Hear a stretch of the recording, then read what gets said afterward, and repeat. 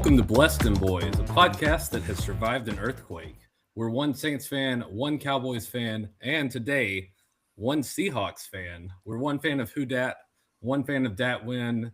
I don't have any Seattle-related 112 players. 12 person? 112 person? 12 person. There you go. We're here to give weekly takes, game recaps, bad betting picks, game previews, and the occasional Seinfeld reference. Today we're joined by friend of the show, Train the Seahawks fan, joining us from, I believe, are you in San Diego? Is that correct? Yes, San Diego. Okay. Yeah. Okay, so we want to say I'm going to butcher the pronunciation, but ciao ban Trang. Oh yes. Trang. Well, you have to be good at this. I've like slacked a little on my Vietnamese lessons. I feel like for years I've been telling you have to get on it. I know it's the reading it is okay, like when I like see the words, but like trying to pronounce everything, I like butcher it. It's pretty terrible. Okay, well that was pretty good. I feel like now you need to start with like a Vietnamese word every time you guys do the podcast now. There we go. We'll add that to the show rundown. Yeah. I actually just got back from your neck of the woods. We were in Joshua Tree. So we flew into LA and then went out to Palm Springs, and then we're there for a couple of days to visit the national park. Yeah. So weather was good. We did experience an earthquake for the first time. It was very minor. So that was fun. But Trang has been we've been friends on Twitter for a while. Yeah. Obviously, big Seahawks fan, big sports fan overall. I think your favorite team is the San Diego Padres, correct? That's your first love? Yes. Actually my first love, yeah, I guess you could say like the Padres, but I think I got into football more because of my dad. So my dad was, we'll get into that, but yeah, like the Padres are always there. It's just, because of my cousins. That was really one of my first questions. So you're a Seahawks Padres Clippers fan. So how did you pick up those fandom? You said your dad was a big influence in terms of the football, but was he also an influence in terms of baseball as well? It's funny because my cousins, I grew up with mostly male cousins, and they were all baseball fans first. And so I went to my first game when I was like 4. That's when the Padres were at Falcon, where the Chargers used to play. So they shared in one stadium. So I was a Padres fan first. And then I got into football because around like when I was 8, that's because of my dad. He was like a huge football fan. Like even till this day, he'll remind me things that happened in 1970 something. And I'm like, I wasn't even created then. You guys didn't create me, so I don't. But he was a Chargers fan. And I remember just when I was like around 8 and he was like watching like a Monday night game. I think the Seahawks were playing somebody. And for some reason, I was locked in, whoever that was. I thought it was the most electric thing. And I remember just ended up sitting on the couch with him. And our first game was a Chargers Seahawks game. That was when the Seahawks was in the AFC. So we got to see them play more. So, guys, that was like in 1998. So it was before the Super Bowl, everybody. It was before the first Super Bowl win. So how did you manage to avoid like being a Chargers fan? Like, how did you end up on the Seahawks fan? Was it because of that game specifically, or was like there? Yeah, I don't know what it was, but all I remember was that was the most electric play I've ever like witnessed. And that was like my dad watches football all the time, but that was the one game that got to me. And I said, I'm gonna be a Seahawks fan. I obviously did not know anything except for a while. The uniforms look cool. And then he took me to my first Chargers Seahawks game, and that was like our bonding thing. And I never got into the San Diego Chargers. I just loved that there was a team here, so we got to go watch the football all the time. But obviously they moved. So is your dad more of a Seahawks fan or a Chargers fan? Did he follow you to the Seahawks fandom, or did he stay with the Chargers? That's funny because he stayed with the Chargers, but he leans towards the Seahawks because when the Chargers are doing bad, it's like, oh, the Seahawks, but he's like very supportive of both now, which is kind of funny. But obviously now he's riding the Seahawks train because it's nice that you're not like in the same division. So you it's like if it was like, I guess if it was the Seahawks, if you were like a Broncos fan or a Chiefs fan or something, that would have caused some strife. Oh yeah, most definitely. But it's nice that like we have our own little thing. And I thought that he was just going to go full on Seahawks fan because Chargers left, but he has like the soft side for the Chargers. And obviously, I know you guys know like a lot of San Diegans are so against the Chargers now and stuff like that. So yeah. And then the Clippers, I guess LA is probably the closest basketball town. Well, to they you. were San Diego Clippers, and they were Yes, but I wasn't. for a while. Yeah. Oh, But, Right. Yeah, yeah. yeah. I'm not saying that you were around for that, but I know that they were previously the San Diego Clippers. Yeah. And that's the reason I think I have like a huge ego. It's like a ego pride for me, where growing up in San Diego, obviously there was no more basketball team and everybody was a Lakers fan. And me having a big ego, I'm just like, no, I'm just going to go with the team that was in San Diego. So I went with the Clippers. Not that that did any good for me, but you could always cheer for the Rockets, who are also former San Diego team. That's true. That's true. San Diegans. Yeah. Yep. But I don't know. Well, maybe one day an NBA team will just want to come. Are you also Go ahead. My question, no, I was just gonna ask, who's your favorite Padre of all time? Do you have one? I would say Khalil Green. That's a deep cut. Yeah, that's a very deep cut. Do you have a favorite current player? Oh, I'm sorry, guys. Yeah, like my fandom runs deep clearly, but I don't know. Current player, I just feel like we have so many electric guys right now, so I can't really pick one. You know, it's like obviously everyone would say Tatis, right? But like when he's mopey, he's not my favorite anymore, or something like that at the time. But he's very up and down. Yeah, like I know he's an electric player, but obviously this past year he's kind of like a mopey boy, and that's not what we want. No. Darvish, even I still love. I know he's such a great human too, and I think that's what makes you want to draw to him.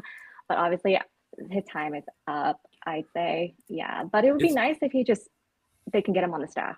I know. I really liked him, and like when he came over from Texas and then ended up leaving. Like I think they ended up trading him. Like I felt bad, and like you could tell that he felt bad that he felt like he had let Rangers fans down in some aspect because he had never quite. Like he was great, but he hadn't brought them to any postseason success. And you could tell he felt bad about it. So he's one guy that I always cheered for, like no matter what team he was on. Even sadly the Dodgers for you. I will admit that. But so let's talk a little bit of Seahawks for this season. How confident do you feel going into the championship game, and how does this compare? How do you feel about this team compared to like the Legion of Boom days, where once again they have this like dominant defense that they're built around with a quarterback who's able to lead them, like they've got a good offensive system. How do you feel about this team's chances going in, and how does it compare to the first Super Bowl team? It's crazy because when you ask me how I feel now versus beginning of the season or even like the draft, I was just like, there's no expectations coming from me. It was like a rebuild year, but it's more, I guess like a fresh start more. It was cool that we plugged in some holes, but I feel like beginning of the season, I just felt like things were like a Band-Aid over situations. Like, to be honest, Sam Darnold was like a Band-Aid to me, at the time. I was like, iffy, whatever, but hey, it's a quote unquote refresh year. We'll see how it goes. Did not expect it to be this good, with Mike McDonald being in his another year under his belt as a new coach. I feel like it's a new kind of regime for everybody, right? Clint Kubiak came in. But I'm nervous. I feel like this division itself, I wanted to face the Bears, okay? I'm a coward. I don't blame you for that. I know. Shout out to Andy. Yeah. I just very cowardly. I was like, oh gosh, like we need the Bears, because it feels like you guys watch baseball. It's like the NL West to me. This is the Rams is like facing the Dodgers to me. It was like the Niners were like the Giants to me. Like this NL West team was crazy. So yes, I'm scared of the Rams because they are such a good team. I hate to admit it, but all around, like it's great. The difference, obviously, from the Niners, obviously, I know the injuries took a toll on the Niners. Their defense wasn't that strong. They didn't apply that much pressure on Sam Darnold, as I would think. That's why I'm scared of the Rams as well. And I know the last matchup we played against the Rams, the defense kind of allowed a lot of points from the Rams. And I feel like our secondary was like depleted then. We had a lot of injuries, but coming into this week, we really have like this time around, we have Kobe Bryant back. We have, I know, like I complained a lot about Rick Woolen. I'm sure you guys seen that on Twitter this whole season. I was like, can you stop being a clown and just let me, like, just play football, like, yeah. How do you feel about Eamon Wari? He's been a beast.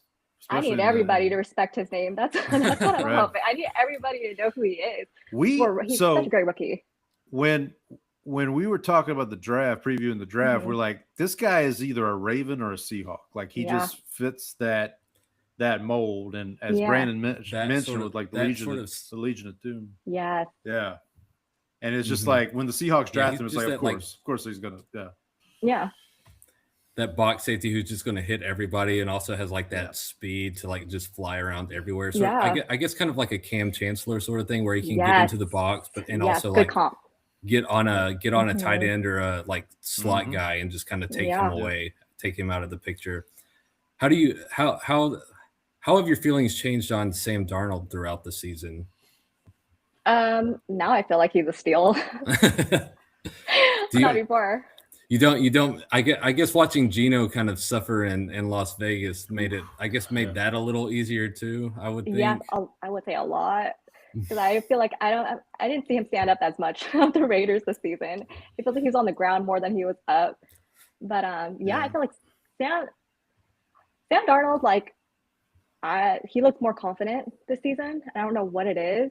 I mean, there's spurts of him, we're just like, gosh, like I think I'm between two. Are you a man? Are you a mouse? Are you? But he's like he could be that second half guy too, only, which is scary. But I'm happy with all that, and I think, it just also feels like, don't want to jinx it, but the Legion of Boom, the Super Bowl of 2014, that's what it feels like now, and defense beats offense. So that's what I'm hoping for. Because pass coverage lately has looked insane, and hopefully that could stop Puka and Devontae from lighting this team up. I think that's got to be your main concern is like, what does Sean McVay do? Like, does he have a plan to attack this defense? Because that's really like you said, San Francisco has offensive weapons, but they're missing George Kittle. Their offensive line's gotten beat up, and then their defense is just down so many players. So that took a toll. You said you were a coward for this game. Going into the Super Bowl as a coward, who would you rather face? Would you rather a rematch against the Patriots or a rematch against the Broncos? Because either way, you're getting a rematch. I think I know the answer. I think I know the answer to this one. But go ahead. You want to take a pause? You want to take a pause? You want Drake May or you want Jarrett Stidham? I know. Walking in better than the other. I mean. Wouldn't you rather avenge that Super Bowl though? That's what I definitely want. The Malcolm Butler Super Bowl? Like that. Run the ball, like just run the ball this whole time. Like I just hand off to just hand it off. Walker. Kenneth Walker. Yeah. Well, not Charbonnet, unfortunately, anymore. For this I know. I was gutted for him because I know like free agency is coming for him too, or he's gonna be a free agent. Well, he was on my fantasy team this year, and he and JSN are my two favorite Seahawks. Yeah. Sure. I mean, good thing he vultured all those touchdowns from Kenneth Walker for you. Yep, exactly. That's kind of why I picked him up. Jason, because he's a touchdown vulture. Yeah. Jason was my fantasy MVP this year. So shout out to him. He won me a championship. Let's go. He was basically mine too. I didn't win the championship, but he carried me for sure. Yeah. I did finish second. My running back situation was like Charbonnet was like my best running back. So that'll tell you about like. And everyone else was carted off the field. Is that your Well, yeah. Well, I had Brandon's cousin James Conner for a while, and then he got hurt, and then I had to go with Charbonnet. I had to go with the guy from Washington, Bill. Bill Merritt. Bill, yeah. God, they were hyping him up, but they didn't use him at all. Yeah, I know. Yeah, that was a letdown. Yeah. And then I picked somebody up like halfway through the season. I don't even remember who it was, but yeah. Fantasy just sucks this year, honestly. I mean, it sucks every year, but this year, those injuries were just insane. And everybody that you thought were going to do well and just... They were either good or they played for the Raiders. They were either hurt or they played for the Raiders. The Raiders, yeah. Yeah, I had Bowers. I had Brock Bowers on my team, so yeah. And he was... But no, it was the running back that saved me other than Charbonnet was Rico from Rico Dowdle. From Panthers. That's a good pickup. That was a good late pickup, I think. Or not late-ish. Yeah. I picked him up like week we talked about your favorite. Sorry. No, go ahead. Good. So we talked about your favorite all-time Padre. Do you have a favorite all-time Seahawk as well? Oh, I think I replied to you, Brandon, like Cam Chancellor when you guys wanted. That's right. Yeah, because Paul was doing that, I think. So so we were doing our bye week. It was when Seattle's on their bye week, and we pick someone who only played for that team to present the bye week. And I asked you, and you said Cam Chancellor. Yeah, I love that segment, by the way. I'll say. Yeah. So do you have a? I mean, so is Cam? Is that he is your favorite? Do you have like a number 2, a close second, or? No, I don't think so. I think that's just the first person that pops in my head because he's so electric. It's so bad to say, and I don't know if I'm gonna get cut out of this, but he always seems like he comes in for the kill, and it's like I'm not trying to have anybody hurt, but it's like he's vicious. He's like he was kind of one of the enforcers. Him and Bobby Wagner across the middle. You didn't want to run. You weren't wanting to run crossing routes against that team because you were you might leave on a stretcher. Yes, and I that's what I meant, but I didn't want to say it. The Saints ran it in Breeze's later years. We ran into Seattle a couple times in the playoffs, and it was like, those are the teams. Like, this is not Beastquake. I mean, Beastquake obviously was its own thing, but I remember that. I distinctly remember a playoff game in Seattle, and like Jimmy Graham was talking crap before the game, and like this is pre, and then we traded Jimmy Graham to Seattle for Max Unger. It's like, what's going on here? But no, I was always going into the Seattle games. It's like, man, we're about to get beat up, like for real, and it usually was the case. It was the case, yeah. So we should ask, because we do have a couple of coaching connections. We can start because the Cowboys head coach was the offensive coordinator in Seattle. How do you feel about Brian Schottenheimer and how do you feel like did you like him in Seattle? Do you have you changed your opinions on him since he's come to Dallas? And like, I guess, I mean, the Cowboys had a really good offense this year. So I was not happy when they made the hire, but since he's kind of implemented some stuff that I think is actually made things easier on Dak, I've actually come to appreciate him more. Yeah. How do you feel about him, and do you think Pete Carroll had anything to do with the fact that he wouldn't let Russ cook back when he was in Seattle?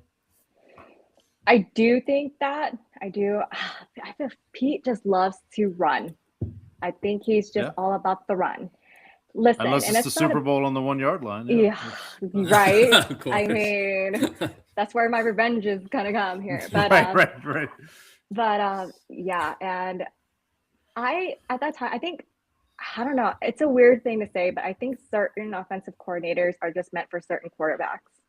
I think that's why I think Brian just works with Dak. I think the way Dak's skills and talent is, it's nothing like, what Russ has, or whatever. It's, it's the same way I felt about Cliff Kingsbury and Kyler Murray. Like, it's kind of like that to me. There's certain offensive coordinators doesn't work with certain QBs. Like, like when you watch them at Texas Tech with Mahomes, it's different. Mahomes is different than Kyler Murray, kind of thing. Right. Yeah. So I don't know. I think congratulations on Brian. That's all you. I'm just happy. This new staff that Mike McDonald brought in is so much way more better.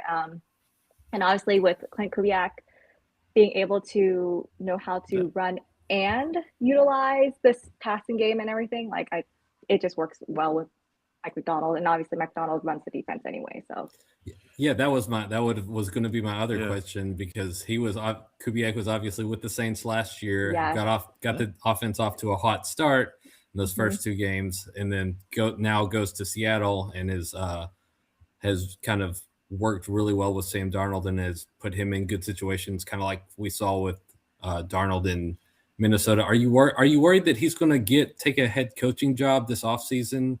I know he's gotten a few interviews. I know he had interviewed in Atlanta, but that job has obviously gone to Stefanski. I believe he's the betting favorite for the Raiders job. Yeah. So yeah. But how do you feel? I don't know. Like, I feel like again, some guys are just maybe meant to just be a coordinator and not a head coach. Yeah. So I can't say anything. But even then, they need a quarterback over there. Like, they need a lot. I was going to say they need a lot. Yeah. They need a lot. Yeah. I mean, I just saw somewhere that he was the betting favorite. Now, to your point, Trang, that doesn't mean he has to take the job. I mean, he can always just say, like, he can do the Eric Bieniemy kind of thing, and like, I'm just gonna stay as OC, wait for a better job to potentially open maybe down the road.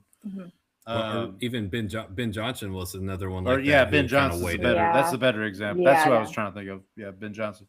No, I'm happy for Kubiak that he, because I mean, as Brandon said, first 2 games of last season, Saints offense was great, and then injuries and all this other stuff.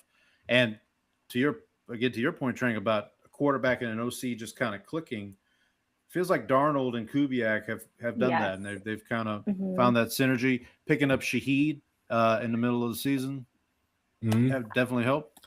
That's how I was going to come on. Yeah, no, I was just my plan today was come on here and thanking you for Kubiak and a Shaheed. That was there you go. I was like along the lines I was going to. That's a lot better. That's a lot better than last year when Brandon was yelling at me because Zach Bond was an Eagle. So I appreciate that. I appreciate that. I should have worn my DeMarcus Lawrence jersey. Speaking of, that was my second thank you. I was going to come in here and thank you for Dexter Lawrence too, because he's been great. So DeMarcus Lawrence.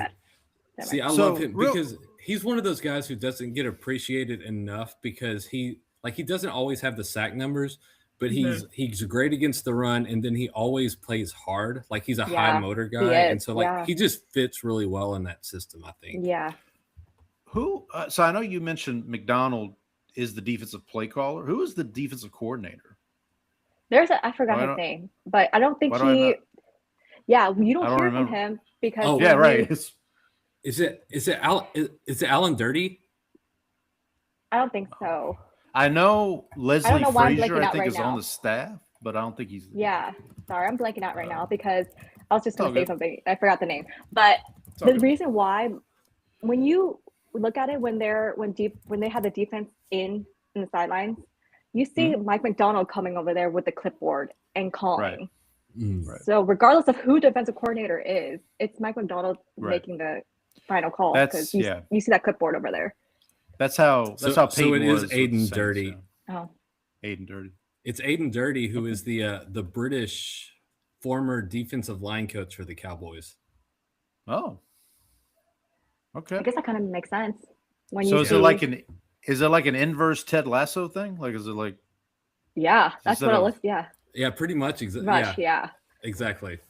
Because I mean, I don't think anybody really knows our defensive coordinator, to be honest, because no one has. I know. I think that's the important thing. That's like nobody knew who Pete Carmichael was until Sean Payton left. Because that's true. See, it's kind of the same thing. Like, Payton was the offensive play caller. Pete Carmichael just had the title of offensive coordinator. Because when I think you ask, or when you talk to a lot of Seahawks fans, it's like Mike Macdonald's defense. It's not right. Right. Exactly. Yeah. But thank you guys also. You guys also drafted one of my favorite players in this past draft was Gray Zabel, the offensive lineman from North Dakota State, or I forget where he was North Dakota State. Yeah, because I was like, man, I know the Saints aren't going to draft him because they had like the 9th pick, but it's like a guy who could play everywhere along the line is like What a candy. no, he's such a difference maker. Yeah. That's all I can say. Like, what a great addition to the team, to be honest. Yeah. Well, we appreciate your football takes, but I did want to get a couple of your takes on non-football items. First of all, most importantly, what is your favorite Vietnamese dish? Oh, I like you on the spot a little bit. It's fine. I feel like it's funny. I had a conversation this morning with somebody too. I was like, I'm kind of getting tired of people like knowing that I'm Vietnamese. When they find out I'm Vietnamese, they're just like, "Oh, I love pho," and I'm like, that's like the most basic. That's like there's even better like Vietnamese soups than that. Like, thank you. Bún Bò Huế is like the real that's the like. Yes, see? I think you fall nowhere. I mean, fall nowhere. That's right. But that's what I'm saying. If people were to tell me pho, I would try to tell you, hey, go get Bún Bò Huế or something, right? But my favorite dish has to be bun bột lọc. Have you ever tried that? I don't think I've had that. Yeah, it's like the clear tapioca starch. I think you probably have. And I probably have shrimp. I probably just don't know the name, like the specific name of it. Yeah, that's my favorite. It's like this weird tapioca texture. It's clear and it has like shrimp and like, I don't know, like pork inside. Okay, and you eat it with you eat it with nước mắm. I think I do know what you're talking about. So I think my go-to, like in terms of like home like for a restaurant, it's like bò lục lok, because that's like everywhere and like yes. It's pretty simple and straightforward. And then the like home cooked one would be gà kho, which is like caramelized. Because we love catfish. Yeah, we love catfish in this household. Oh, that's crazy. Yeah, so that's different. We're gonna have to get Paul on the Vietnamese food train here pretty soon. Yeah. Well, have you had any Vietnamese food before, or have you tried any? I'm a basic white guy and have had pho. You know. Like, that's fine. I actually, I'm gonna hate myself for saying this, but I was like, has anybody thought about opening a Vietnamese place and call it Forget About It? Like, no. Nothing. I mean, I'm sure there is. I'll see you guys later. I know. See yourself out. That's it. I'm out. Well, my first and last time on this podcast. Right. Well, Train's not coming back. All right. Well, my plan to opening a restaurant was going to be the Pho King. Oh, we have a Pho King in San Diego, actually. Oh, really? Yes. I was gonna say I want to say I've seen that before. Of course. There's got to be somebody that's had that idea. Yeah. So when Paul said that, it's like, there's some other weird spots. Like, I don't know. There's like the one that's going viral. I did work in my previous job. I actually worked with a woman who is Vietnamese, and so we went to, there's a pho place around here, and we went for lunch one day. And yeah, I'm down for trying almost anything. So I mean, I feel like we have a lot more. We have a lot of good Vietnamese restaurants here too, specifically just because there's such a large population. Yeah. And so like you can get like actual really good Vietnamese food here. Which part of you're Texas, right? Well, which part of Texas are you in again? We're both in Houston. Oh, yeah, Houston has a great yes. Oh, never mind. You got all the good stuff over there. Yep. Have you ever visited? No, I haven't. I always wanted to. Like, I wanted to do the whole Houston thing. My parents go often, but I'm just like. If you ever get a chance, we'll take you out. We'll take you out to one of the local Vietnamese places here. Yes, I will hit you guys out if I ever go to Houston. If you're ever in town, don't come this weekend. It's gonna freeze. It's gonna. No, it's gonna freeze. Yeah, really? Don't. Yeah, the roads are supposed to be terrible. They're gonna shut down the state. Like it's gonna be crazy. Really? Yeah, it's pretty much. It's like bad. Is it usually like that in January, end of January? It gets like every that once in a while. And yeah. 5 years ago, we had like a freak like ice storm come through and literally shut down our grid, like our power grid. Jeez. Yeah, it was Ice-mageddon, basically. Wow. Yeah. I have family there, but I just never went. And I'm over here complaining today about 62 degrees cloudy. So I never mind. So never mind. I went to San Francisco for work a couple years ago, and I was like, oh yeah, I could get used to this. Like this weather's like, I could do this. Yeah, this I mean, it's I so told you windy there though. It's so windy all the time. It was, yeah, for sure. Yeah, I was just there, and like I like got back today because like we were in the mountains and it's like in the 70s and cool, and then I get back here and it's like overcast and gray and very flat, and so very flat. Nothing to see here. Yeah, well, if you guys are ever this way, just hit me up too. Like I would love to take you guys around San Diego. Yeah, I need to. We actually went. My wife and I went for our honeymoon. Was in San Diego, so we did San Diego. We did the zoo. We did a Padres game, and then we drove up to LA and did Disneyland for a day as well. So we need to go back eventually though, because it was a great city. Yeah, I remember you telling that. It was like a while ago, but I feel like if you go to San Diego now, it's so much different. It's really nice, but the only thing is now all we're complaining about is pay for parking everywhere. Yeah, it's just they started. I think you said the zoo, right? Like that area now. It's obviously very much nicer, but you got to pay for like $16 per day or something. I don't know. It's just crazy. I know.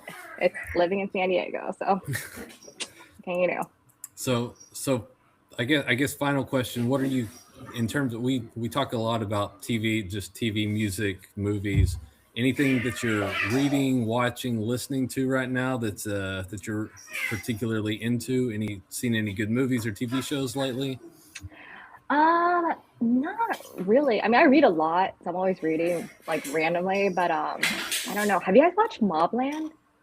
No, I have not. No, I've heard of it. Good. This is the who Pierce Brosnan. Who's in that? Is this the Pierce Brosnan show? Yes, and Tom Hardy and Tom Hardy. Yep. Yeah, and all that. It's not their typical mob show, but they're so good at acting that it just makes you feel like I need to actually kill one of them off, and you're actually in it. Like they're so good. It's very intense, but that's something that I would recommend. And I think they're shooting season 2 right now. So this is on Paramount Plus. Is that Paramount Plus show? Yes. If you guys are into that. Yeah, I remember the trailers. Once upon a time, seeing them. Yeah. It's really good. It's so good. What are you reading anything exciting right now? I just got done 6 years. It's called by I think I forgot his name. It's like Harlan Cohen. That was really good. The ending sucked. I can't lie. Everything else about it was great. Note to self. Yeah. I don't know if I would recommend it, but it was good for the most part. Good until the end. Yes, he's a great writer, but till that. What are your thoughts on the show Seinfeld? He had to not kick me out here, but I might just. It's cool. The lead button is ready for me. Yep, the lead button is ready for me.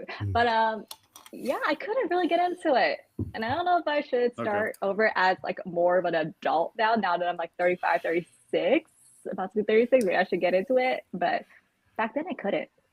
So. It's not for everybody. So this year's year of the horse. What's your zodiac? I'm a horse. You are a horse, so this is your year. Yeah, so it's a fire horse too. So I don't know. Oh, there you go. I feel like it's a good thing. Are you do you have any big plans for Lunar New Year? My cousins and I usually do like a get together. We gamble during the weekend, but you go. I think the first day is the first day. You got Brandon's on a weekday. attention, if you gamble. I know. Yeah. Right? That's what I like to hear. Yeah, just grew up a degenerate. That's life. But yeah, we usually go to Orange County. That's where a lot of the Vietnamese people are at. Mm-hmm. Yeah, so there's like a little Saigon there, like a Vietnamese community. Yeah, so they do it big there, and it's a weekday, so hopefully we get to do that. I think it's actually the same day as Mardi Gras this year, like randomly. Oh, really? Nice. Yeah, now, Mardi Gras. I know. We were looking at that. Oh, Mardi Gras, Paul. I know. There we go. Would you like to share? We should combine it into like a giant, huge holiday. No. So if you are Vietnamese and you live in New Orleans, this is your year, right? Basically, right? Oh yeah, that's it. Yeah, okay. yeah. I should just go there. Or no. I'm just Yeah. What are you guys doing? Are you guys doing anything? We usually do. We'll go to like find a local place that does a lion dance. We'll do that. We'll go out to eat, and then usually do something with like my wife's parents. She'll do some like cooking for us. But just, I mean, something simple. But I mean, obviously, we got to pick up some red envelopes for. Yeah. I know. I'm like at the age where I'm like, dang it. I have to. Now you're on the other side of the. Yeah, and I have like 17 nieces and nephews combined because my cousins, my cousins' kids are considered my nieces and nephews because we're that close. That's how I guess it works here. So it's like now there's like 17 of them, and yeah, I miss receiving them. That's pricey. I know. Like imagine Christmas for me. And I'm the only one without a kid, so. Oh man, so they expect you to like you have to be the mom to everybody now. Yes. No, see, you get that. No one else gets it. Yeah, I understand. But yeah, that's my life. I miss the receiving end of the red envelopes. Absolutely. So, all right. Well, we appreciate you coming on with us, talking some Seahawks. We wish them. I will say, out of the teams still left, I think they're the ones I'm probably, I guess dislike least might be one way to put it, but like I feel like that's the team I'm kind of rooting for. No offense to our other listener, Donnie. Not forget them. Yeah. There you go. Yeah, forget Donnie. All right. Sorry, Donnie. We're done with you. Well, Donnie didn't send us a correspondence this week, so he's oh, okay. No Donnie so dispatch this week, so we're snubbing. We're gonna snub him. He snubbed us. He snubbed us. Yeah. Okay, Paul. Are you Seahawks too, or where are we going here? So, all right. So, Trang, you know, I don't want to jinx him, right? Oh, that's right. I'll let you in on a little secret. We'll do our picks later, but I'm staying with the formula. Okay, I'm staying with the formula that's worked for us. Okay. Perfect. And we'll, no Paul Kurtz this time. I'll just leave it at that. I will say I'll also let you know this week's the NFC Championship will be brought to you by Rick Tootin, who is a punter who played for the Seahawks and the Rams. There we go. And his nickname was Bootin' Tootin because he was a punter. I was like, this makes sense. This just seems appropriate. So yeah, figured out. Perfect. Figured to let you know on that. But yeah, thank you, Trang. We appreciate it. You're welcome back anytime, as long as as long as you're not mad get kicked out. Or if you're mad at us, I mean, unless you jinx my team, that's one. Or two, I say something that deserves to be kicked out of here, which I understand. I have no filter. No, you're so. good. You're good. Of course, I've seen your Twitter account. You do not have a filter. And I was like, before I came out, I was like, okay, you got to be a little professional, a little bit, or have some manners. You're fine. You're fine. Well, we appreciate you coming on. Appreciate your time. Good luck to the Padres. Good luck to the Clippers. I don't know. I haven't been keeping up with NBA. I don't know. I know is Kawhi Leonard still like planting trees? Is that still happening? What's going on there? Well, I mean, he's injured again, so that's why he's planting trees. So. But he's been doing so. He was doing so well again, but yeah, that's it. He needs to aspire. Yeah. I forgot about that. Oh my God. Kawhi needs to aspire to be healthy. Is probably yes. For the next few months. Yes, that's a good one. But thank you guys for having me on. I appreciate it. Yeah, absolutely. Do you want to plug? Go Hawks. Do you want to plug your? I'll say, do you want to plug your show? You do have a. You do, yeah. Yeah, I mean, our podcast is I think we're not going to pick up another episode until baseball season starts. But Pip Tagler podcast, funny little podcast. My co-host is a clown, so he does what he wants. Yeah. So we just talk baseball. He does his little, skits and stuff. And yeah, I don't think we're gonna have another episode till probably opening day. So Sweet. You're just a lot. You're there to supervise, right? You're the adult in the room on that one. Yeah, which is crazy, right? Because you just said I'm so unfiltered on Twitter. Yeah, I have to be an adult sometime, and that's my call. There you go. So thank you guys. Absolutely. Have a Thanks, good one. Trang. You guys too. Bye. Bye. Well, that was a delightful fun conversation there. Thank you to Trang for hanging out. So I guess now we have to go back to our regularly scheduled programming. People are got to go back to regularly scheduled. They have to listen to us now. Yeah, sorry guys. But we'll I guess we'll pick it up with our patron saint / cowboy / Seahawk of the week in honor of our good friend Trang. Running back, not that John Williams. Williams attended Reefs Puffer High School. I just thought about that. Reefs Puffer High School. That's pretty that's pretty good. Trang might have liked that one. I don't know. Where he practiced. Now again, this is coming off of Wikipedia, so I don't know if somebody like messing with me or what. But like I did last week. Right, exactly. I also love this. They put where he practiced football and track, not played football and track. He practiced football and track. He accepted a football scholarship from the University of Wisconsin. 1983, Williams was selected by the Michigan Panthers in the 14th round of the USFL draft, and he was on the team that captured the USFL's first championship. He suffered a toe injury, did not play in the 24-22 win over the Atlantic Division champion Philadelphia Stars. He was second on the team behind Ken Lacey with 153 carries for 624 yards, registering 13 touchdowns, which led the team, and a 24.2 kickoff average on 12 returns, which also led the team. 1984, he led the team with 197 carries for 984 yards, 8 rushing touchdowns, also posted 1,199 total scrimmage yards, and 25 receptions for 215 yards. He had a franchise record 72-yard touchdown run. He tallied 177 rushing yards in the first round playoff loss against the Los Angeles Express, which at the time was the longest game in professional football history. In 1985, he moved to Oakland when the franchise merged with the Invaders. He was second on the team behind Albert Bentley with 186 carries for 857 yards, 9 rushing touchdowns. That led the team.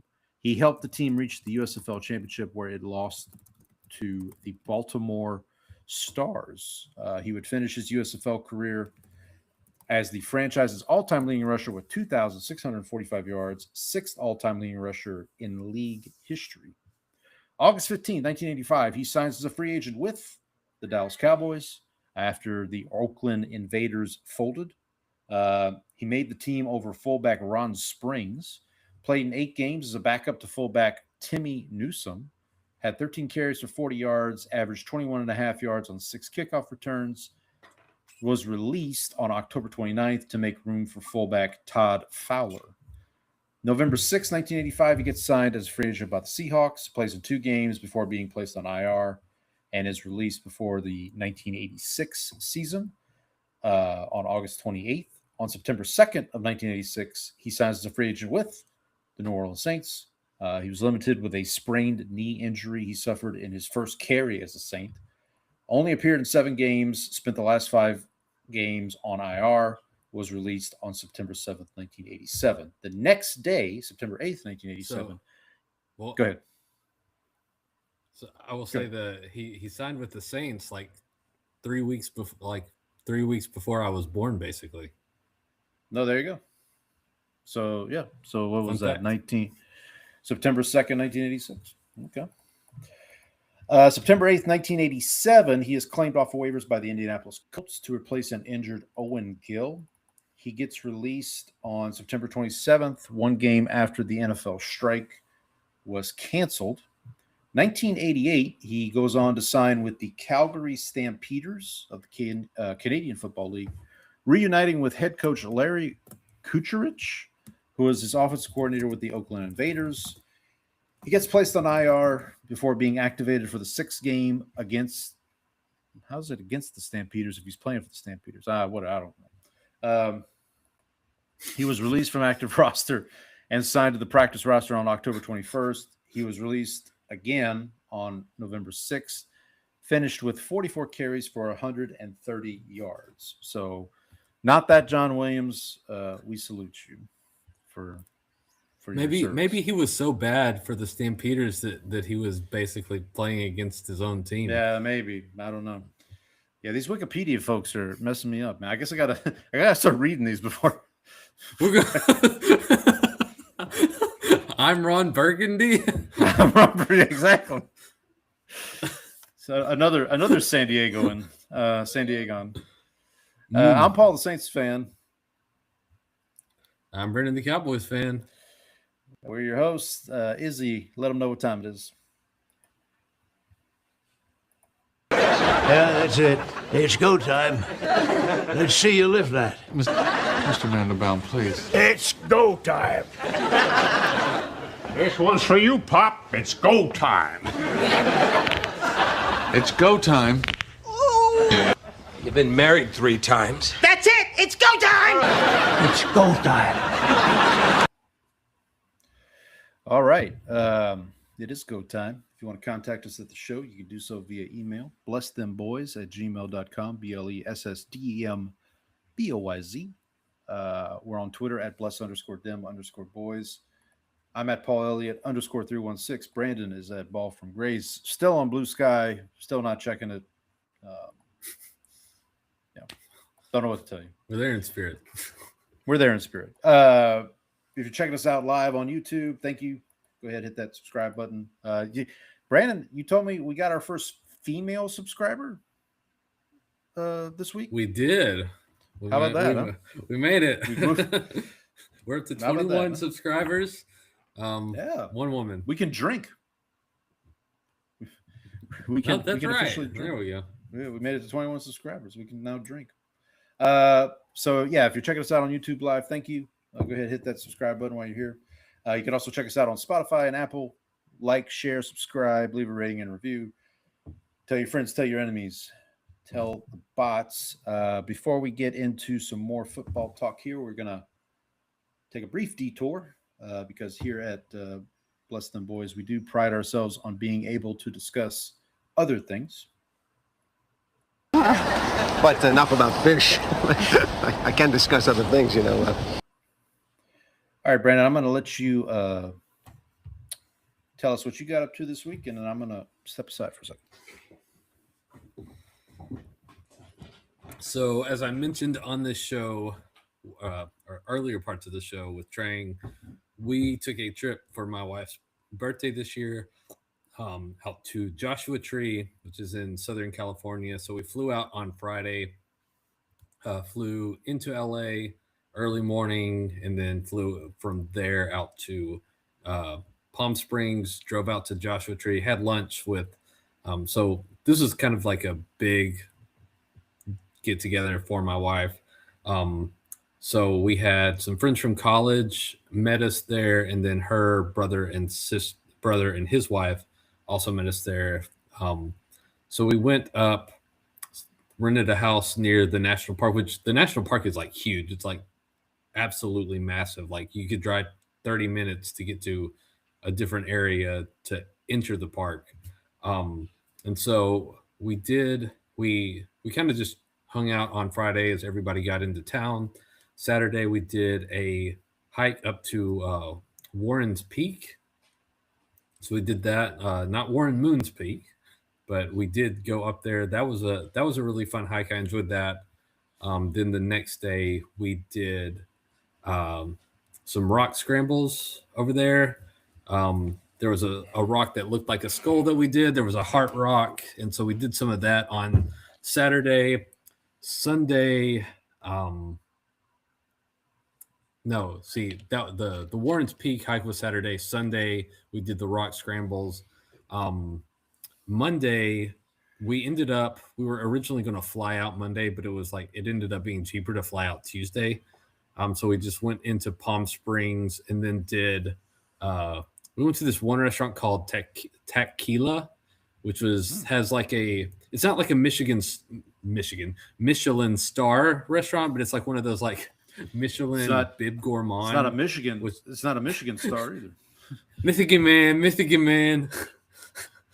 And so we went there for dinner on Monday night, and as we were having dinner, everybody's phones started going off. Like, and I assumed that it was just like an Amber Alert because it was that same sort of noise. But then I looked at my phone and it's like earthquake, cover your head and get to a safe location. I was like, I'm like freaking out when I see this. But then like the room like shakes like so weakly, like you like feel it, but it's like just like a gentle kind of tremble.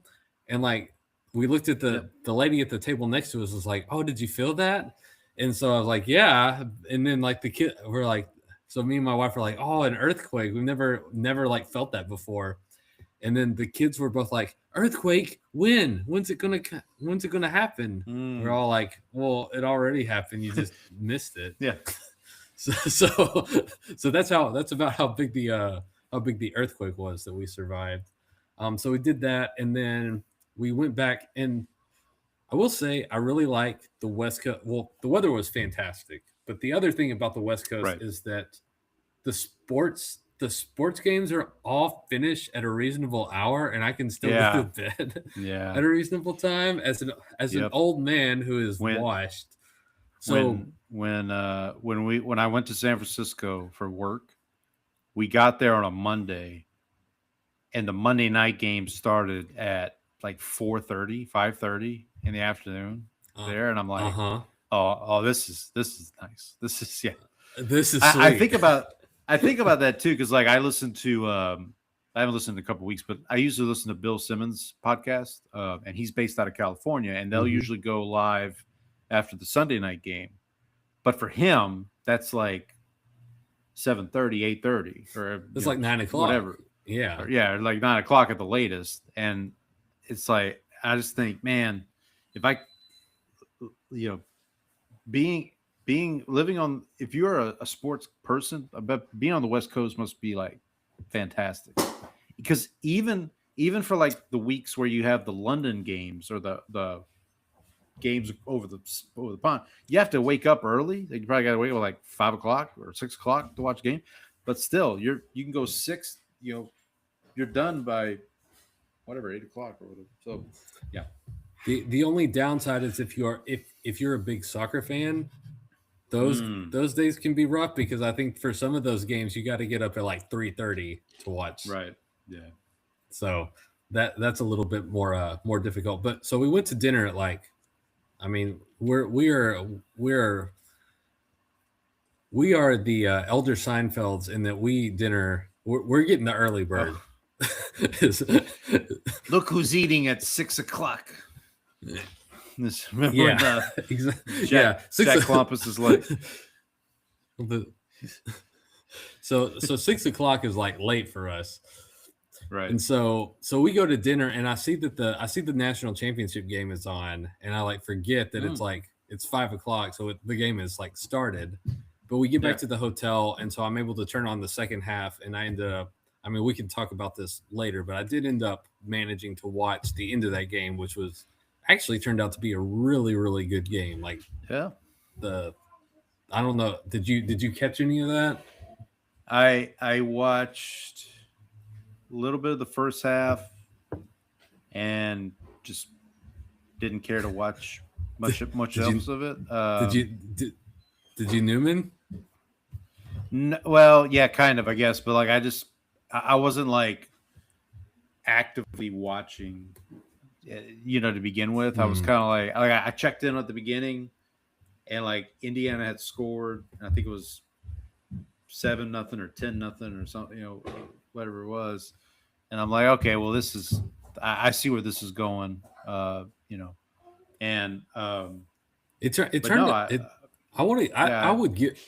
give credit to Miami, because they had plenty of time where they could have, especially like, I think after they got it to 3, they go 3, they get a stop, they get the ball back in their own territory, they go 3 and out, and then they have the punt blocked into the end zone.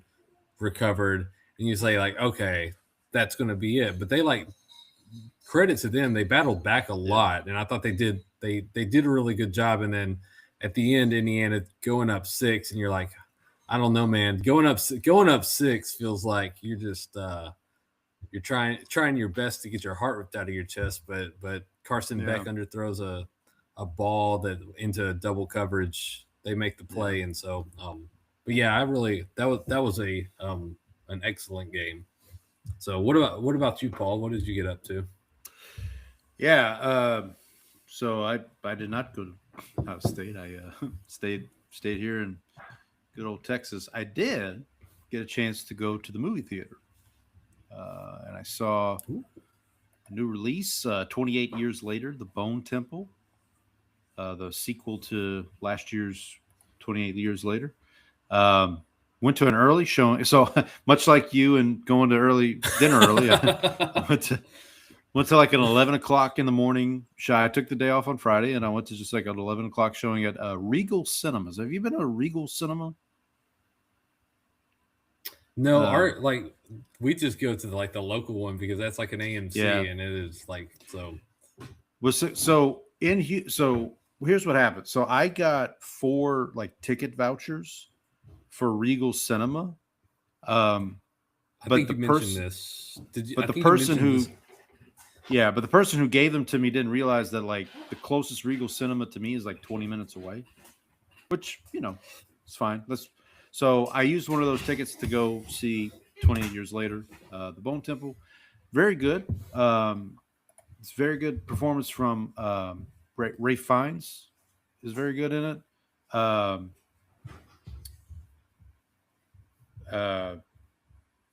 on one second. Sorry.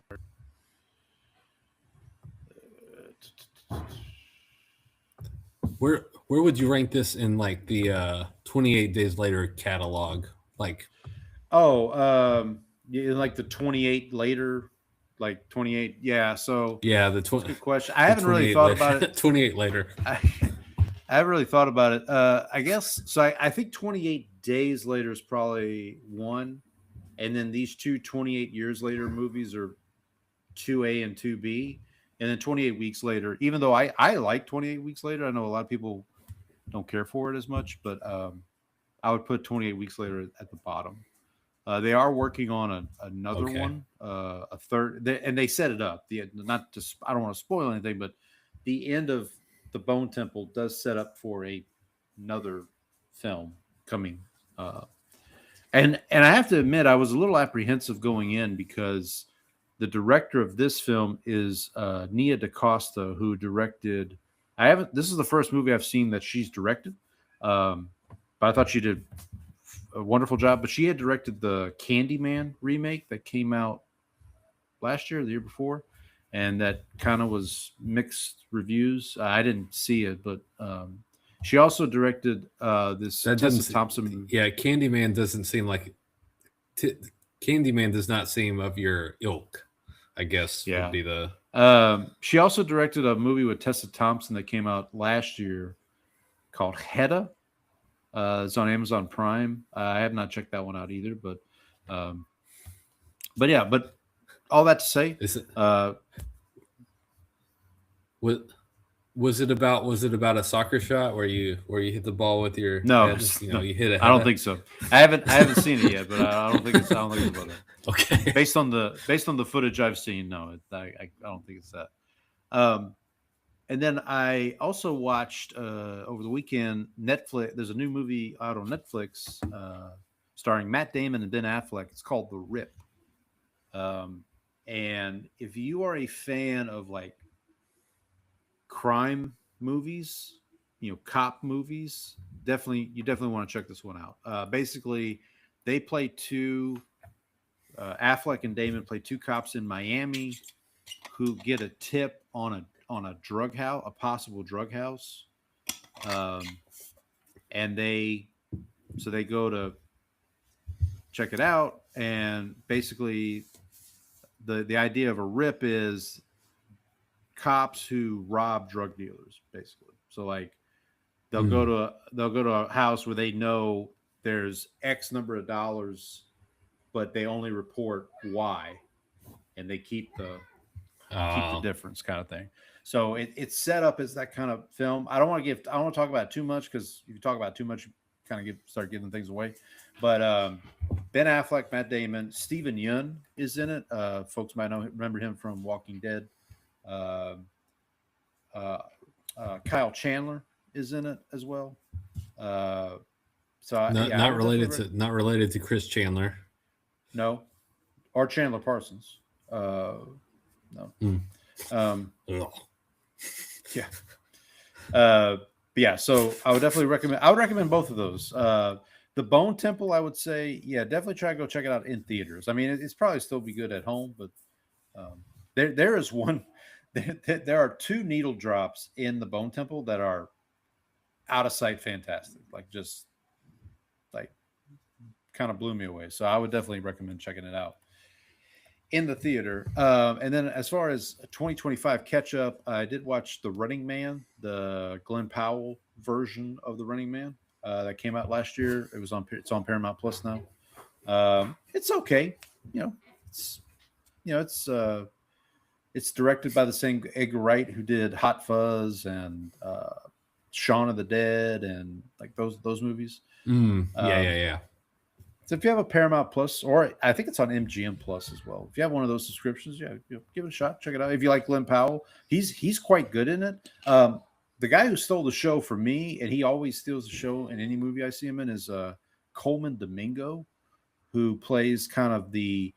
So for those that don't know, the gimmick of the movie is basically The Running Man is a show where people sign up to be on the show, and they basically go on the run, and they have to survive 30 days. And the longer they survive, the more money they earn. And it's a game show. It's in a dystopian future where this is kind of a game show, and like this is what people like to watch it because they like to see people get hunted down. And Glenn Powell signs up for it, and Josh Brolin is also in the movie, playing kind of a villain role, I would say.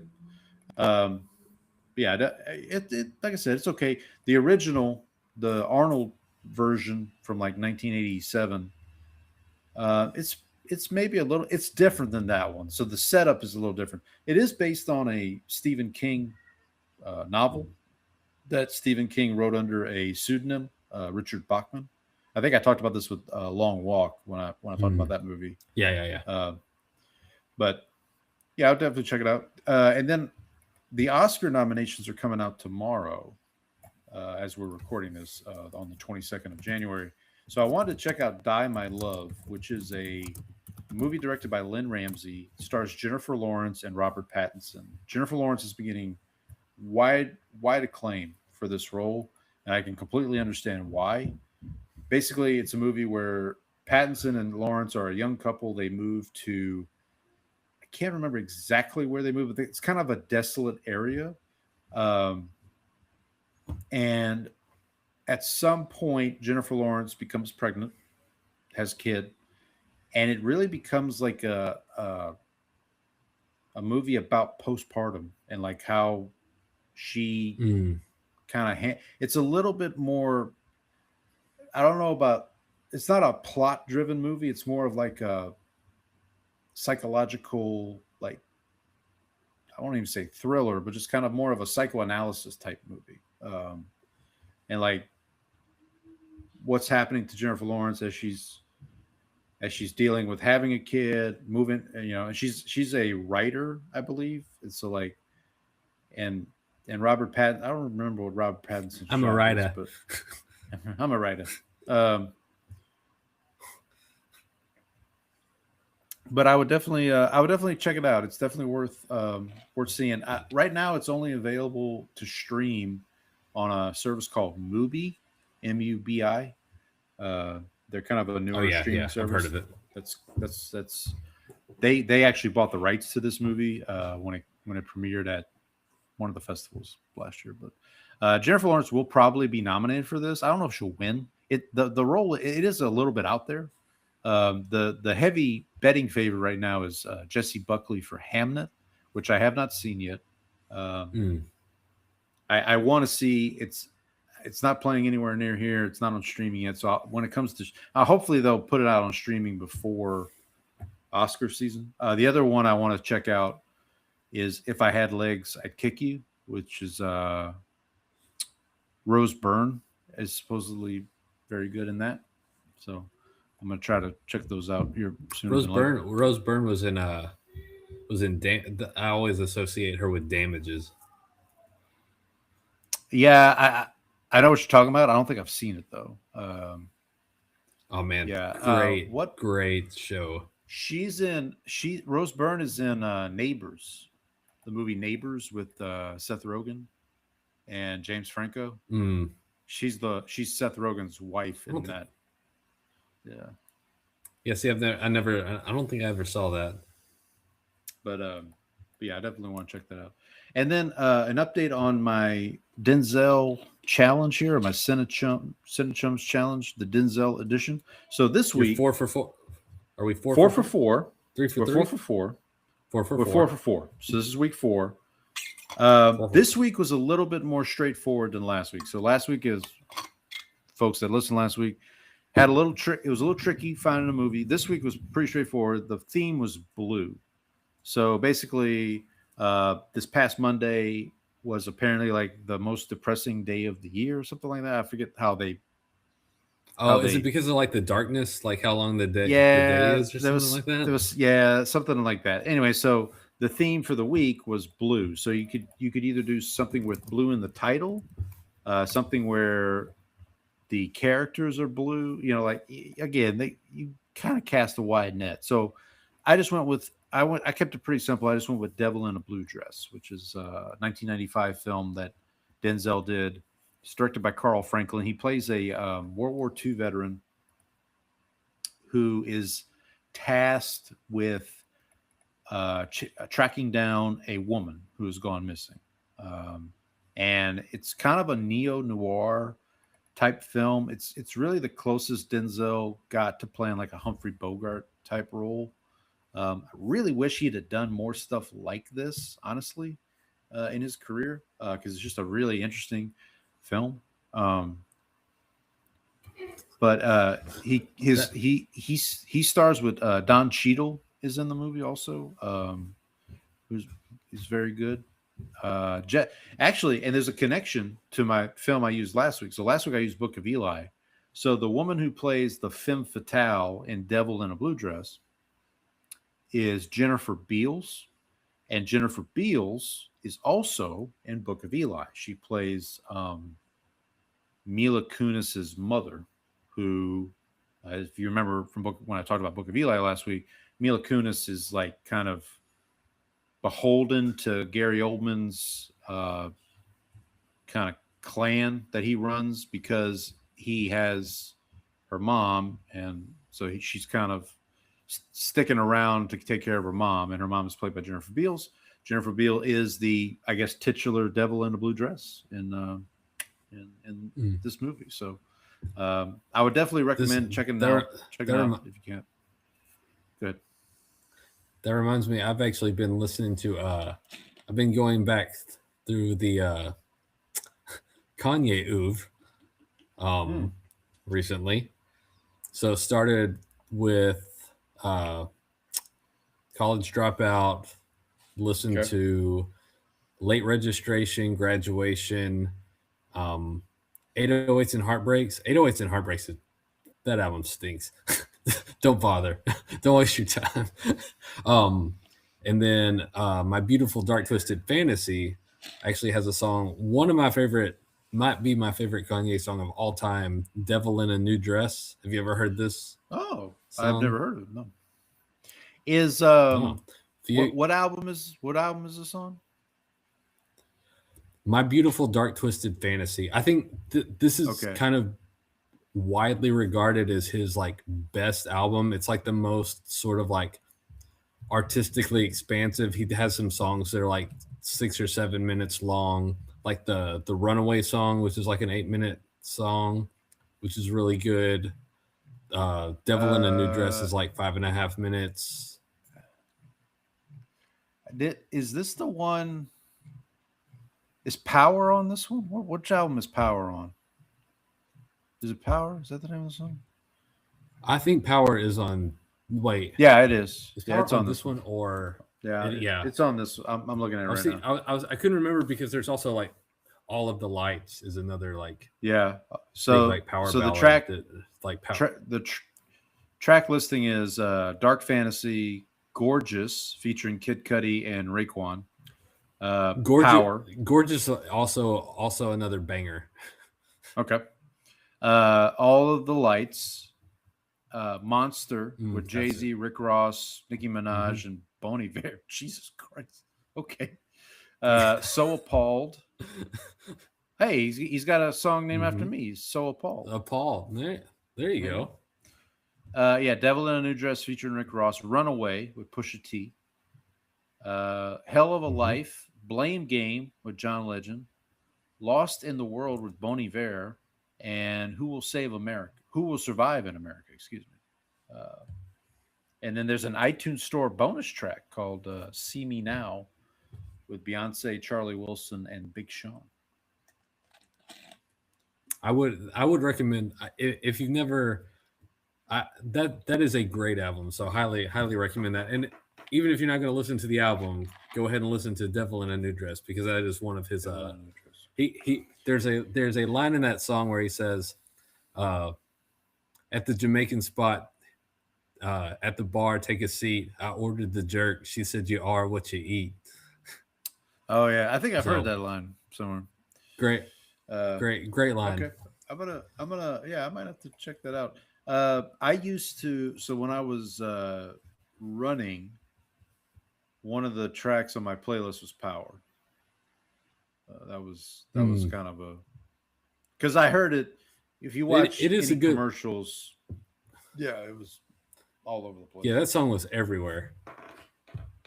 So, okay, and then 4 for 4 on the Denzel challenge. We'll see what happens there. So I actually, when I saw the challenge, so here's the funny thing. So I saw the challenge and immediately Devil in a Blue Dress came to mind because I was like, okay, well, there's actually another movie he's in that would have fit, which is called Mo Better Blues, which is this, he plays a trumpet player. But also on the Cinechums website. So when they first publish a challenge or publish the prompt, they'll give you some suggestive movies that meet the criteria. One of the movies that they suggested was Training Day. And I was like, is it because of the police? Like Man in Blue? Like that would have been my go-to there. Because I was like, I had already settled on Devil in the Blue Dress, but then I'm looking through the suggested titles, and I'm like, why is Training Day here? Like that feels weird, but okay.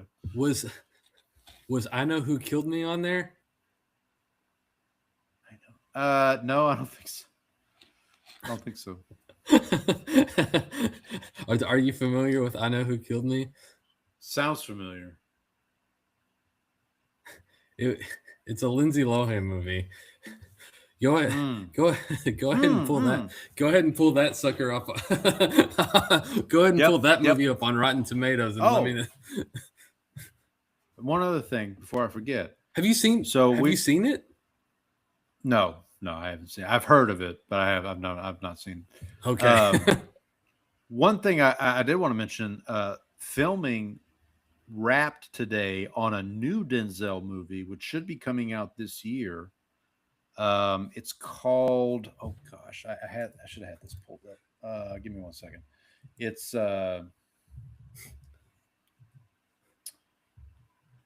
It's directed by the same guy that directed a movie you and I talked about watching, but I don't think either of us have watched it, City of God. Oh, yes. So it's directed by that gentleman, Fernando. I'm going to butcher his last name, but it's Fernando Mireles. But it stars Denzel. Listen to this cast, though. Denzel, Robert Pattinson, who we just talked about, Daisy Edgar Jones. Do you know who Daisy Edgar Jones is?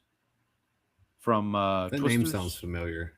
She was the lead in Twisters last year or year before. Yes. Justin Kirk, who folks might remember Justin Kirk from the show Weeds. If you remember that show from back in like mid 2000s. Sean Harris, who was the bad guy in Mission Impossible for a couple of movies. Go ahead. So Daisy Edgar Jones, what I actually know her from before she was in Twisters, she was in Normal People, which was a like mini series based on a book by Sally Rooney that is like really, really good. Is that who's the guy? He also like became very famous after that too. Paul Mescal. Yeah. Yes. He plays Connell from Gladiator 2. Paul Mescal. Oh yeah, the show is set in Ireland, so he plays Connell. It's a really good show. If you ever get a chance, you should. I'd recommend checking it out. The Pete. Oh, the Pete. The Pete. We were right on the border. Also in this new movie is Denai Guerrera, who played Michonne on The Walking Dead. She has also been in the Black Panther movies. So I'm like, I had not really heard of this movie until today. I just saw a tweet. It's like, hey, Denzel's got a new movie. And I'm like, oh, okay. It's supposed to come out this year. I don't think it has a release date yet, though. Here's the plot. It's a bank guard, a teller, and a master thief become entangled in a deadly game. I'm in. Ooh. It sounds like Inside Man. I'm in. Yeah, kind of. Yeah. Kind of. Which I will be watching Inside Man at some point this year. Because that's great on movie. The list. Great movie. Yeah. Took me a couple times to watch it to kind of get into it. But yeah, it's good. All right, buddy. Do we want to push forward here? I think we can move on to this. Nope. Let's move on to the sports. So on to college football. So that's a wrap on so Denzel finished wrapped filming on his new film. College football wrapped their season this past week. Indiana, congratulations to the Hoosiers. Greatest turnaround in the history of college football, I would say. We should, because it's not even a turnaround, because like Indiana's never been like at the top, like with Nick Saban, like he restored Alabama to greatness. You're not restoring Indiana to greatness. You're like turning it into greatness. My favorite stat I saw this week was Indiana in the history of the school has 6 bowl wins. They've gotten 3 of those 6 in the last month.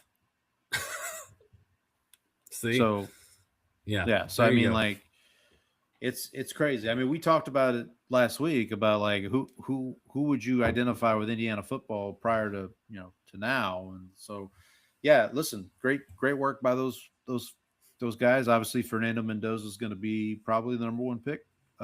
His brother just transferred to Georgia Tech as of today, because they signed Josh Hoover from TCU in the portal.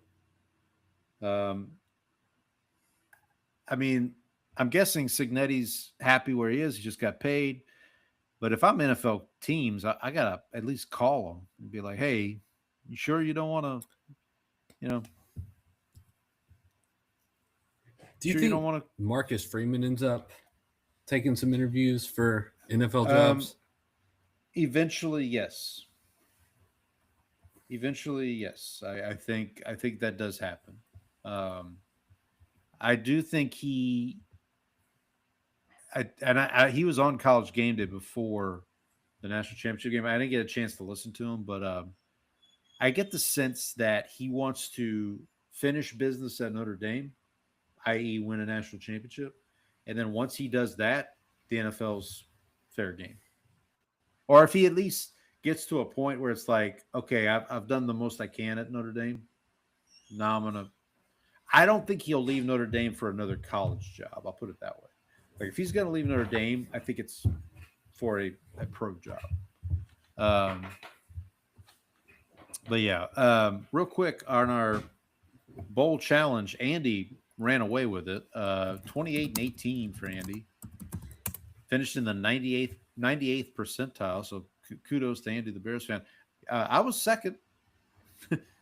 I finished 6 games behind Andy, but bringing up the rear. Brandon was 2 games behind me.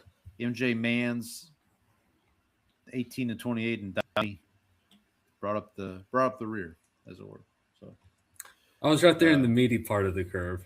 You were, you were not showing off, not getting behind. Listen, I don't know, like college football is in a weird place now with like all this NIL stuff, and I mean it's like the NFL but messier because of the whole NIL thing. Like at least in the NFL, like okay, we as we get closer to the end of a season, we're like, okay, this guy is going to be a free agent this offseason. He'll probably go to a different team, but we at least know he's going to finish through the playoffs or whatever. College, it's like these guys just leave. They're like, screw it, I'm just gone. And then like the what hit me in the lead up to this game was they asked Carson Beck about his classes. He's like, I haven't been to a class in 2 years. He's got eligibility, but he's like, I mean, but he's got eligibility, which is like, okay, we lost the plot somewhere. We're like, we lost the somewhere. I don't want. I'm not going to get on a soapbox. Have you taken a look at Carson Beck? Do you think? That's true. Have you taken a look at Carson Beck? Does he look like he's been to class in 2 years? Yeah, but yeah. Congratulations to Indiana. Who knows, buddy? Next year, this time, we might be talking about your Longhorns celebrating a national championship. Northwestern State, SFA. Yeah, Northwestern State didn't make the news this week. They were one of was it 9 schools that were indicted in or implicated in like a point shaving scandal or something like that. Yeah, that's what my school did this week. There you go. Good work. Good work. Anyway, but that was crazy too. Like if you read, like I read a little bit of the deposition from one of the Tulane players, and it's like it was just like out of a movie. Like the way they got to him, the way he described, like, yep, they told me to do this, they would pay me this way, they would, like all this stuff, man. It's crazy, but such is life. We move on. I tell you what, our picks this week, well, mine were a little better. So we only had 4 games, so you kind of. So I went 2-2, and against the spread, I was 2-2. I'm 5-5 overall. Even Brandon was 1-3. Even Steven. I'm even Steven. Woof. Brandon was 1-3. You're 6-4 overall. So I'm a game behind you. So I got to remember that as we make our picks this week. I'm a game behind you. Still in the money. Still in the money though. 6-4. Sure. Yep. Confidence picks. We both ended up with 7 points. I was 3-1. You were 2-2. I'm at 17 points, 5-5 overall. You're at 24 points, 6-4 overall. I want to ask you something. When we get to the picks, I'm going to ask you something about that. Remind me on the confidence picks. I got something to ask you. All right, so let's get into the recap here. The divisional rounds. So we'll start with Emmanuel Sanders presents Broncos 33, Bills 30. Was this game? This game didn't go to overtime, right? Or did it go to overtime? It did go to overtime. It did. Okay. That's what I thought. I just didn't write it down, so I couldn't remember. So yeah, 33-30 Broncos in overtime. Oh, that's right, because that's when Knicks got hurt, was in overtime. So we both had Bills plus 1.5. I had Bills at a 3. You had Bills at a 1. So we bupkis for both of us. Yeah. So this game, I really thought the Bills were going to do it, man. I really thought they were going to. I was confident in it, and I mean it's just a funny business. Like if Brandon Cook somehow hangs on to that football, or the officials call it a catch, and not a, I still think, and I'm sure Donnie will disagree with me, that feels like it should have been a catch. Like he had enough control of the ball landing down where it should have, like where a tie goes to the offensive player, generally. The offensive player, yeah. So exactly. But in the moment, as I watched it, I was like, oh yeah, that's an interception. But then going back later and watching it in slow motion, I tend to agree with you. I think he has it. His knee hits the ground. He's got control of it. So he's down at that point. And then I forget who the Denver player was when he rolls over and grabs it. But maybe this is just the NFL giving Sean Payton a break here after the Rams-Saints NFC Championship game from years ago. Well, Bo Nix is the one with the break now. Right, yeah. But so I got to tell you, this is one of the craziest, in retrospect, this is one of the craziest playoff games that I can remember. Because if you think about it, okay, so there's that play to Cooks, right? That kind of swings the game, Then Broncos end up winning. McDermott goes off in his press conference about the referees. And then Sean Payton, oh, by the way, yeah, Bo Nix broke his ankle and he's out for the rest of the season. It's like, wait, what? What's going on? So, yeah, this is this was a crazy one. We should also point out, though, Buffalo, the end of half sequence that Buffalo had with Josh Allen, like his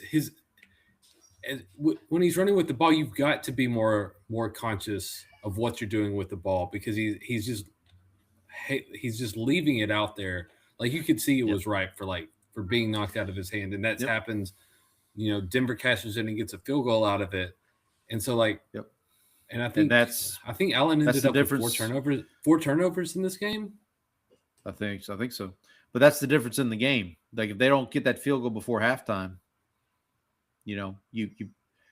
and I mean, yeah, it's like when I mentioned the Saints-Rams NFC Championship game a minute ago. But if you're the Bills, you got to look at it and say, man, we left a lot on the table, and obviously Josh Allen was emotional after the game because I think he knows, like, hey, I had a good chance. This is a good chance for me to get to a Super Bowl, and we kind of blew it. Because he also had that interception. He had Dawson Knox wide open, not wide open, but it would have been a touchdown, and he just missed the throw. Open. He was open. Yeah, I mean, so yeah, I mean, and then Buffalo obviously goes ahead and fires Sean McDermott, which was not shocking. Right. But I just don't know. It's weird because it comes like right after Harbaugh took the Giants job and right after Stefanski took the Falcons job. And now you're firing McDermott, and it's like, okay, well, Tomlin's not coming up. Tomlin's apparently retired. So it's like, all right, well, he ain't doing it. Now you're down to like Brian Daboll, Joe Brady, like, do you think it? Well, first of all, we should kind of pick apart, because a lot of the failures of this team have really come down to the fact that this team is not. They have Josh Allen, but around him, they're not talented enough. Yeah. And so what they end up doing is they actually they're keeping their GM, but also promoting them to head of football operations. Do we really How do we feel about trusting him to continue managing this team? How much of the personnel decisions were also, part of the McDermott? How much control did McDermott have over this team, and how much blame did he have in sort of picking the defense ended up becoming the Achilles heel of this team because they couldn't get stops a lot of times. How much of that is on McDermott in personnel versus he seemed like he was doing things at points to get the best out of what he had, but how much of what he had was also on him more than it was necessarily the front office. That's the sort of thing that we don't know, that we're going to have to find out. And then what sort of direction do we think they go in this time with the hire? Yeah. Well, I mean, if you heard Brandon Beane's the press conference today, I think, and this has been going around on Twitter, apparently him basically throwing the coaching staff under the bus about drafting Keon Coleman. And then a video comes out of Brandon Beane oh, man, I'm glad Keon Coleman ran that 40 time because now he's going to drop to us. And it's okay, buddy, you can't have it. You can't have it both ways. You can't have that both ways, buddy. So, yeah, no, look, I think at the end of the day, it'll end up being good for McDermott. Because he obviously was not happy with that relationship or lack thereof. I do think McDermott gets a job. I'm really surprised a team like Cleveland hasn't just jumped on McDermott. I mean, I realize he's got a ceiling, like we were just talking about. McDermott's ceiling may not be that high, but man, if you're Cleveland or Arizona and you're one of these franchises that you're just trying to get your floor out of the dirt, you're just trying to raise your floor somewhat. I would love for Cleveland to hire a defensive guy and then kick their current defensive coordinator. Well, the rumor I saw is that they might just promote Jim Schwartz to head coach. I saw that today somewhere. So, would the Cowboys be interested in McDermott potentially as a defensive coordinator? I mean, that's a real question of would I don't know, because that goes. I think that sort of comes back to the question I have about the Bills' defense and the personnel issues that they have. If he's going to come in and have problems again with that, because I think we need someone who maximizes the potential of the. Go ahead. Yeah, well, I was going to say I have some questions about that. Well, but here, what I was going to say is, because it looks like Schottenheimer, and I don't know this to be fact or not. You would know better than I, but would he maybe want a former head coach as his DC for someone to kind of bounce ideas off of if you have that experience in the room, like we've talked about with who was it?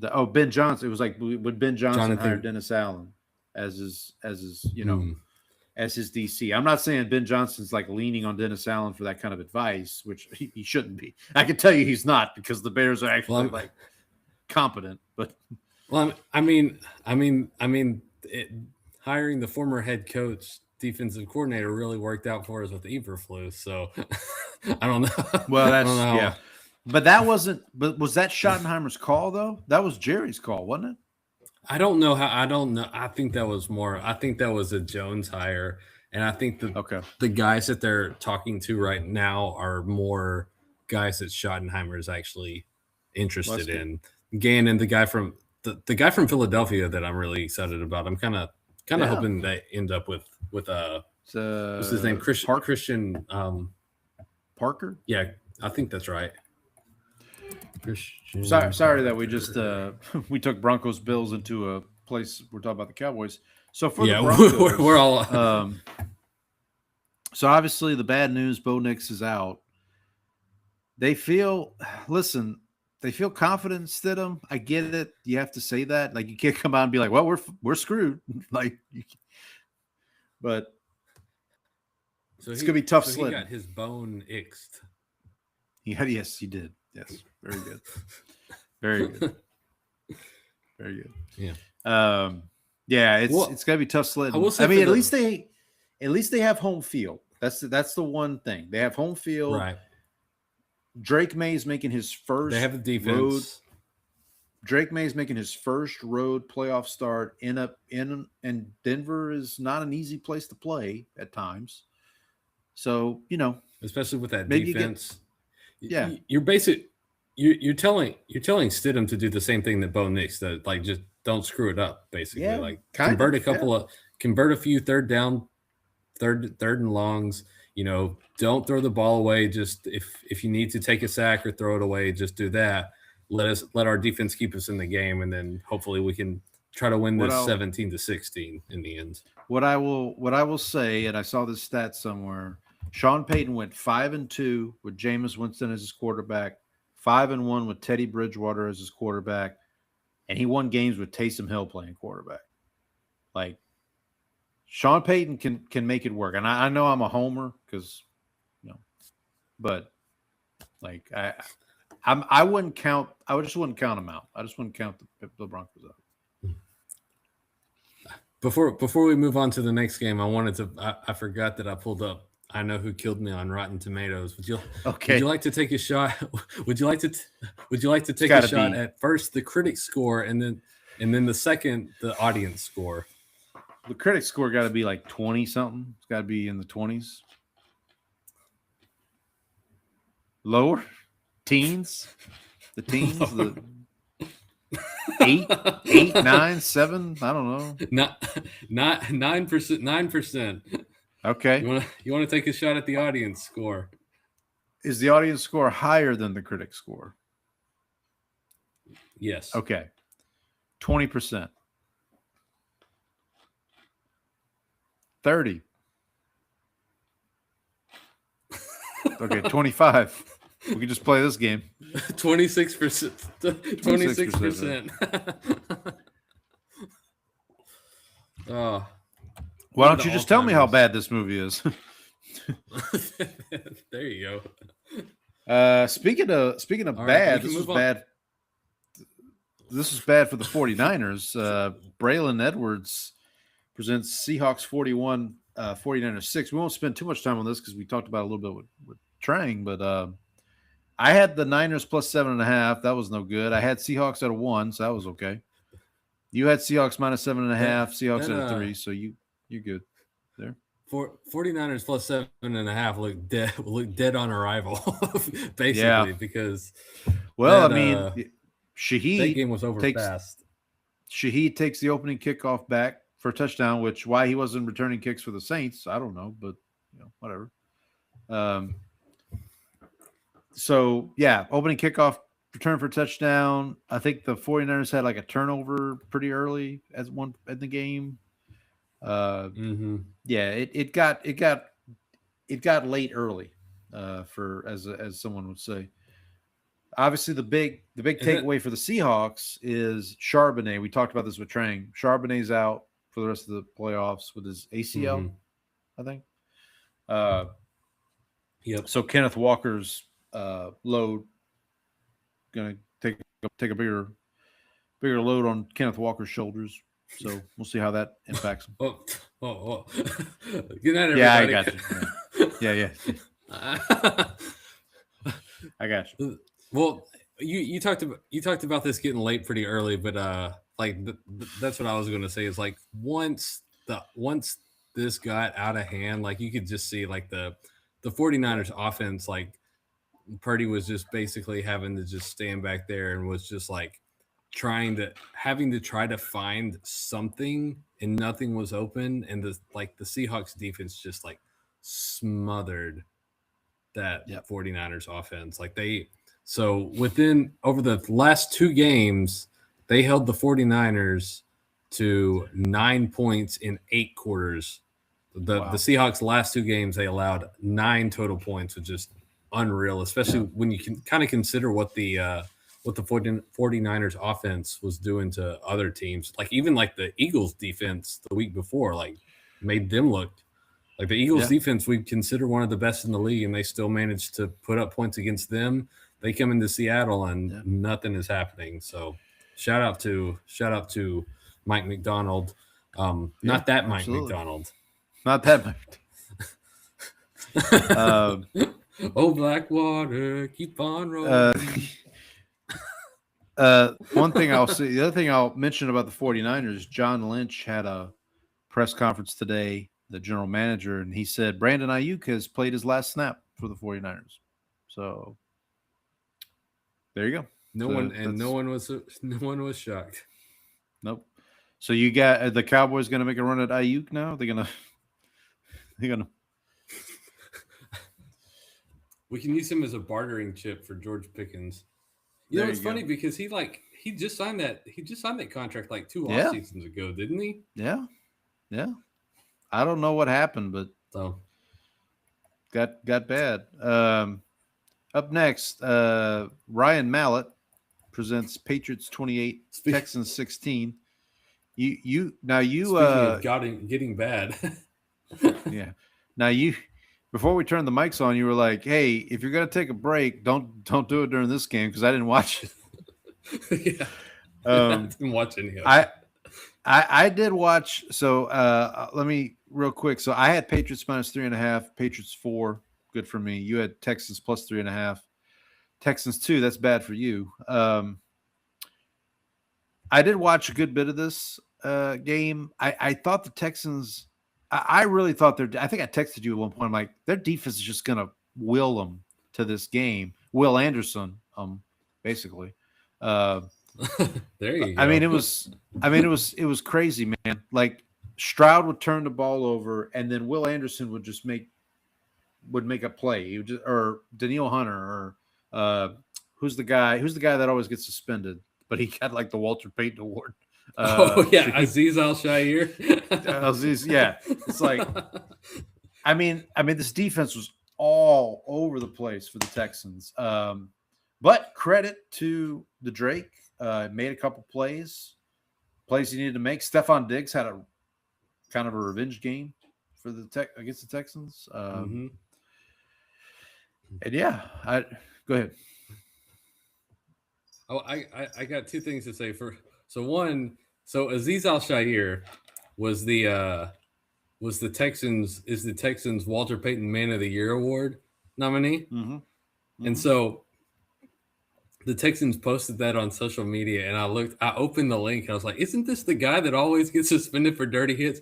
Every single comment was like, ain't this the guy ain't this the dirty player? It was just like down the line. It was like every single person was like, wait, isn't this the dirty player?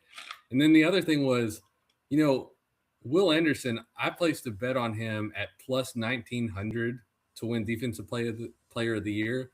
The way he played this season, I actually don't feel bad about that bet. It's just that Miles Garrett was just like, that was unreal. Like otherwise, Will Anderson might have actually had a chance because he also had a great season this year. I felt like I felt pretty good about that.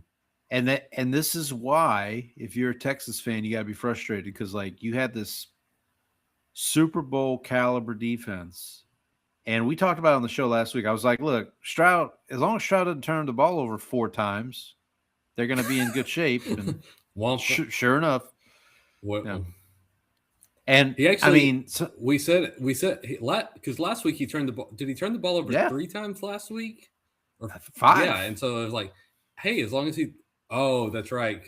So he did better this week. Or he had 5 fumbles, I think, or he had 5 fumbles, but he recovered like 2 of them or whatever. But like that's right. There was I don't know if you saw any of the highlights of this game, Brandon, but like there was one interception Stroud threw that was just awful. Like it's just like, what are you doing? Like where are you? Like it's I couldn't believe it. I mean, where are we on CJ Stroud? Like what is your? So I was gonna ask this. I was gonna bring this up too because I don't think they've given him his contract yet, and I don't think they should. I'm gonna be honest. He's got to earn it next year, in my opinion. Well, they will pick up the 5th-year option, but then the question becomes, when do you start talking about an extension for him? And then do you believe the offensive? and the offensive line looked like it started to regress again because I think they were missing. I think I heard that they were missing one of their starters in this game, but like in the Pittsburgh game as well, there were just moments where he does not move particularly well in the pocket, in my opinion. When he's moving, he doesn't keep his shoulders square to the line, and I think that affects his mechanics a lot. And I worry that some of the bad habits that he's learned under the offensive lines that they put out there in front of him the last couple of years might have you worry that that's going to stick moving forward. Like, are those things that he can unlearn and because a couple of years ago after his rookie season, people are like, this guy is destined to be a top 5 quarterback, which is another thing that I get kind of annoyed with because we want to crown the next guy every time. Stroud was one of those guys. And then then the last couple of years, because of the offensive line play and just factors around him, he's taken a step back, and you start to wonder, like, what is now the ceiling for him? I don't know that I don't think he's going to be one of the top 5 guys anymore. Maybe he winds up in that like 5 to 10 range, sort of like there. I look, and here's the other thing you got to keep in mind. In the AFC South, Jacksonville looks like it's going to be a contender for a while. Indianapolis, I would say, I mean, listen, if Daniel Jones doesn't get hurt, like, Indianapolis is right there. And then if Tennessee ends up hiring, I thought they were going to go. I was thinking they'd get McDaniel as the OC. Obviously, they hired Saleh as the head coach. But even if Daboll is the OC, when did the Saleh hire happen? Like, I totally missed this. Yesterday or the day before. I think yesterday or the day before. Okay, because I wonder if it was like while I was traveling, because like I did not see that at all. Because I thought, man, if they can get Saleh as the head coach and get McDaniel as the OC, which won't happen because McDaniel took the job with the Chargers as their OC. But Daboll, if Daboll doesn't get the Bills job, it sounds like he's committed to Tennessee to take the OC job with Tennessee because he likes Cam Ward. But I'm saying all this to say, like that division's getting better. You may not realize it, but like that division's going to be better next year. And obviously, look, Houston's defense is going to be fine. I'm pretty sure. Mm-hmm. But like, if Stroud, I would think so. If Stroud keeps this up, it's you gotta start thinking like, okay, well, what do we do? Like, what do we if you're Houston? Like, what do you because you changed offensive coordinators, right? The O-line's still a problem. I get it. Okay, so you gotta fix that. They brought in a ton of receiver. I mean, you have Nico Collins, you have the 2 Iowa State kids you drafted. You have who am I missing? I forget who the other receiver is, but Christian Kirk, right? No, yeah, Christian Kirk. Yeah. Yes, Christian Kirk is the guy who like went off against the Steelers in the wild card game. So you have weapons there. Now, the running back position, Woody Marks proved to be a very good back for them this year. So I think Joe Mixon's probably done, I would think. Yeah, but the pieces are my point being the pieces are there. So if Stroud just had the yips or something, then you just got to get over that and hopefully he can get over that and they can push forward. For the Patriots, I mean, listen, everybody's going to dog them because they've had this cupcake schedule, and their playoff run is going to be Justin Herbert, C.J. Stroud on a bender, and now Jarrett Stidham. C.J. Stroud on a bender. That's a good. But I mean, like, think about it. Like, but I will say the Patriots defense is they've played legitimately well these last couple games.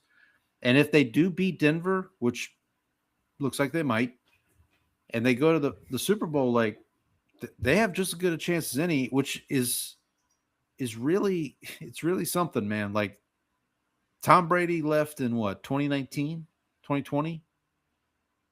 And so that's what, 5 seasons they had with I know. So it's truly disgusting. It really is. Now, again, all due credit to Vrabel, all due credit to Drake May, all due credit to the coaching staff, all that. I am interested to see. I don't even like Drake. You don't like the Drake? I hate the Drake. I love the Drake. How could you not like the Drake? Who's the Drake? Who's the Drake? The Drake is good. I figured I had to fit that in there somewhere. Yeah, we had to. But I'm interested to see what happens next year with the first place schedule with this team. Mm-hmm. You know, where your schedule doesn't look like the top 10 of the draft. Top 10 of the draft, yeah. Well, we'll see. We'll see. If nothing else, if you're a Patriots fan, you got to feel pretty good. So you also got to feel pretty good if you're a Rams fan. Steve Walsh presents Rams 20, Bears 17. Again, this one did go to overtime. I had Bears plus 3.5, so the hook brought me back. I had Rams 2, so that worked as well. You had Rams minus 3.5. Hook worked against you, but you had Rams 4, so that helps. Mm-hmm. Yeah, I mean, this is one of the better playoff games I've ever seen, to be honest. The Caleb stuff, look, I'll throw my hands up. Like, yeah, but that throw he makes in the fourth quarter is absurd. Like, there's no, like, I don't know. I can't explain it. But just as absurd is the Matthew Stafford throw to Devontae Adams, like 2 drives later or whenever that was. So just absurd also are some of the interceptions that Caleb Williams threw, because those are that's the dichotomy here, is like he can make some of the most insane throws you've ever seen in your life, and he will also put it in harm's way. And I want to give you credit here, because you had a very good comp for Caleb Williams while we were texting during this game. And I saw somebody on Twitter mention this as well, and I said, "Is Caleb Williams the new Brett Favre?" Where he's just like, yeah, he's gonna dazzle you. He's gonna do all this kind of stuff, but man, he might just throw an interception at the wrong time. Mm-hmm. You know. Now to be fair to him, the play in overtime, or was it over? Yeah, the overtime interception looks like DJ Moore gives up on the route. Collinsworth called that out on the broadcast, like, and kudos to the Rams corner who makes, I think it was Lake, who makes the play there. But wait, I thought it was Cameron Curl. I thought Cameron Curl had the Curl. It's Curl. Yeah, you're right. Okay. Yeah, I'm sorry. It's Cameron. Yeah, you're right. But yeah, I mean, look, if you're a Bears fan, let's start on the Bears side. This season has been much more positive than negative. So I would say you're in a very good place.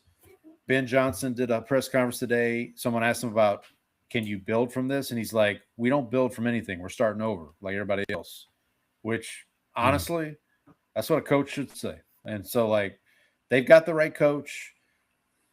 I think I'll be interested to see what Caleb does next year in a second year in the system. I'm guessing they're going to go out and get more reinforcements on offense. Their defense was still a bend don't break type defense, relying on turnovers and whatnot. So we'll see if that. There's a lot of turnover luck baked into their performance this year. And again, another team. Let's see with their schedule next year. You know, now that they're first place team, let's see what that does too. Now they do get to play the NFC South next year, so that'll probably help. But, well, you know, I did want to talk about this because we talked about the insane touchdown pass in the fourth quarter, because Sunday night we had gone like on one of the hikes, and so we came back. Everyone was pretty tired, and so like we originally planned to go out to dinner, but then I think everyone was tired, so I was like, hey, why don't I just go to this local place? I'll pick up some food and bring it back. So I go, and it's this like kind of small place, and so I'm waiting on the food to come out, and like they've got the game on the TV at the bar. So there's like a bar, and then there's like a few tables behind it. I'm just like standing there kind of waiting for the food. And that play happens. He starts running backwards, and I'm sitting, I just like shake my head. I was like, dude, you're going the wrong way. He turns around and uncorks that throw. The catch is made, and like the entire room just goes, oh! It's just like the entire room goes up. Like you can't tell that everybody's paying it. Like, the people at the bar are paying attention, but like everybody else is like kind of just like talking like normal, like date, whatever. But the entire room just like went off when that throw happened. Now I don't know if he maybe pushed off a little because the Rams certainly thought so. It's on the replay, it didn't look egregious. And so like, I can understand why you wouldn't necessarily throw a flag on that, but still just that moment. I always love when you're like somewhere like that and something like that happens and just like everybody reacts at the same time. But that was great. But you're right. This was one of the best games with a lot of very much up and downs. And I think honestly for the Rams, you got to feel good that Matthew Stafford was actually able to go into a cold weather game and still perform because like I think someone talked about before the weekend that he had not necessarily played his best in cold weather. Yeah, and this does feel a little bit like maybe this is Stafford's swan song. Maybe if he can get to a Super Bowl, win a Super Bowl, maybe he rides off into the sunset type thing.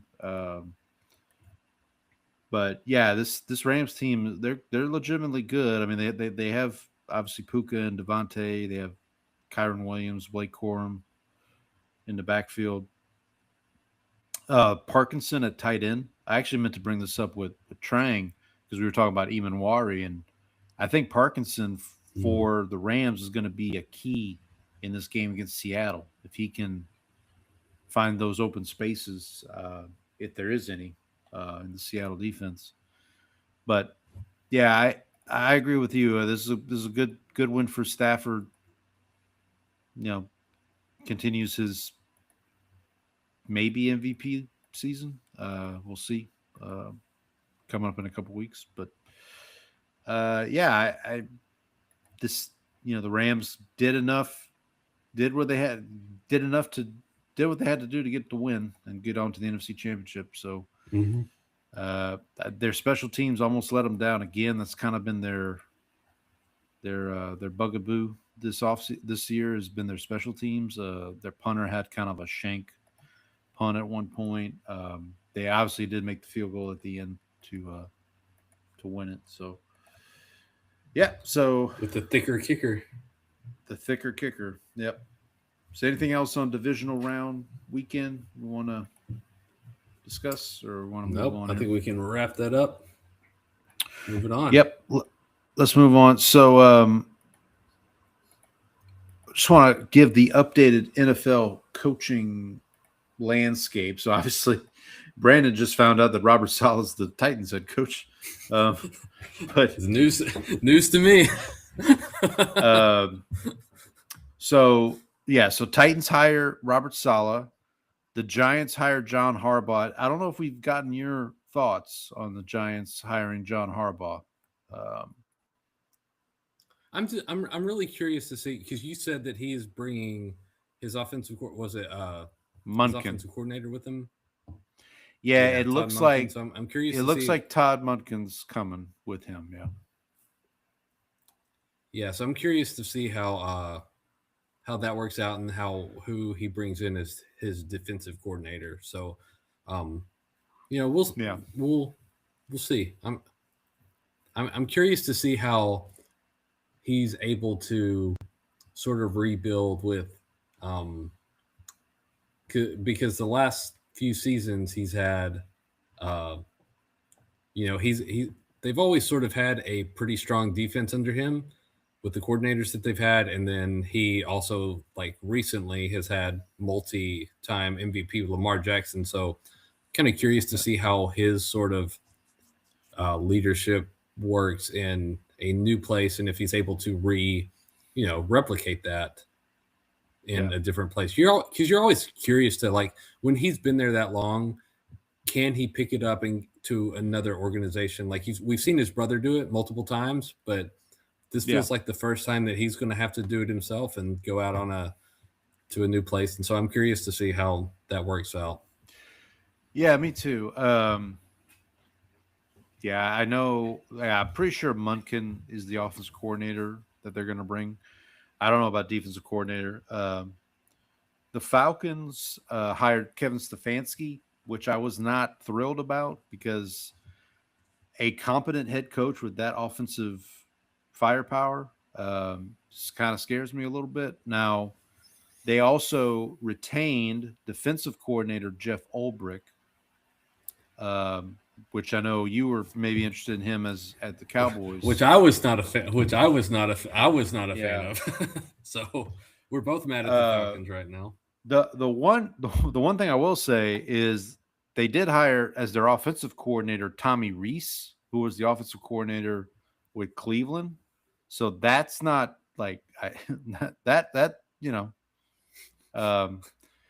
yeah, I did find it interesting. They hired Bill Callahan to be their offensive line coach, but did not bring in Brian Callahan. Brian Callahan's still out there looking for offensive coordinator jobs. The thought was that they were going to hire Brian to be the OC and Bill would be the offensive line coach, but that didn't happen. So,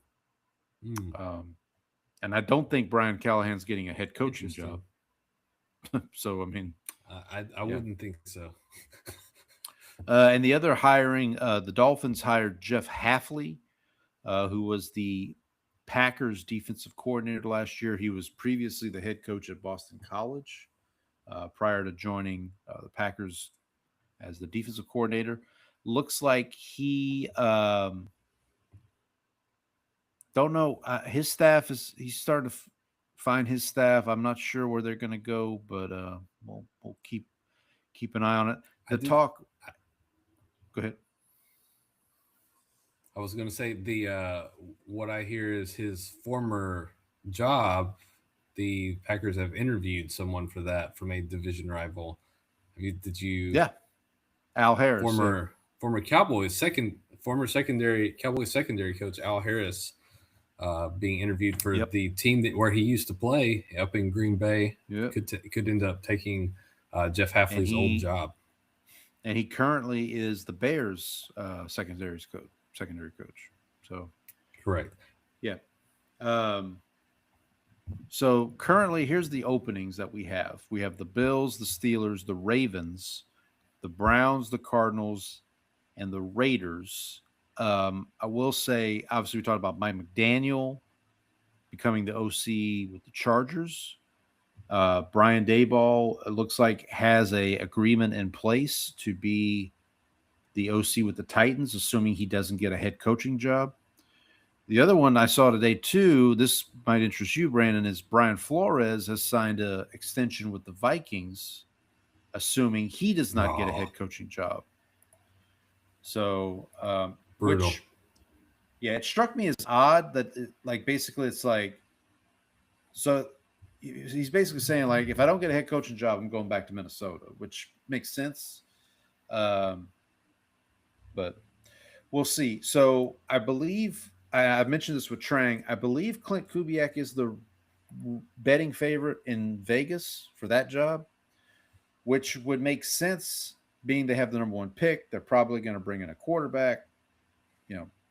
That feels I have no idea who's going to be the Cardinals coach. I have no idea who's going to be the Browns coach. Looks like I said, they might promote Jim Schwartz in Cleveland, which would, I guess, make sense. It feels like Cleveland's going to be like, nobody wants this job. I guess we'll just give it to the only guy, the guy who's here. Well, that's kind of how the Saints were last year, and they just had to kind of, I don't say settle for Kellen Moore, but I mean that's basically went into kind of ended up happening. Brian Flores, I believe, did interview with the Steelers. They also interviewed your guy, Mike McCarthy, today. So hometown hero, Mike McCarthy. Hometown guy. It looks like I've heard that he's a strong candidate, whatever that means. What Bills? Like he can bench 350 or something? Yeah, I don't know. He's a very strong candidate. The three names I've heard for Buffalo are Joe Brady, who's their current offensive coordinator, Brian Daboll, who obviously was their offensive coordinator years ago, and Anthony Lynn, who's the run game coordinator for the Commanders. So those are the three names I've heard that are going to interview with Buffalo. Former Chargers head coach, correct? Anthony Lynn? Yes, he was. Yeah, he was. Yeah. Right. Those. Yeah, I forgot about that. I can see the Joe Brady one. The other two names on that list do not particularly excite me if I'm a Bills fan. Like, well, yeah, and I don't know how much the Joe Brady one would excite me, honestly. I mean, I guess the continuity, but like, I don't know. Yeah, I don't know that. You're gonna have to do a little bit more, Buffalo, especially because like if you rank these jobs, like obviously right. I would say obviously the Ravens one is number one. The Bills job is pretty a strong. It's pretty easily second, I would think. To me, it's Ravens, Bills are in like tier one, and then Steelers after that. Steelers, and then it's like all the way way down. You got the Cardinals and the Browns and the Raiders. Honestly, like the Raiders job. Oh, and the Raiders. That's right. The Raiders, I would put maybe a step above Browns and Cardinals because you have the number one pick, and you have Ashton Genty, you have Brock Bowers. Like there's pieces there. You've got. You think you think maybe Brady will actually Brady actually may be a good. If you have Brady on your side, if you're able to go in there and impress him, maybe that ends up working in your favor. Maybe you get some buy-in from ownership on that portion of it. But yeah, I think you're right. So it's like Ravens, Bills, Steelers.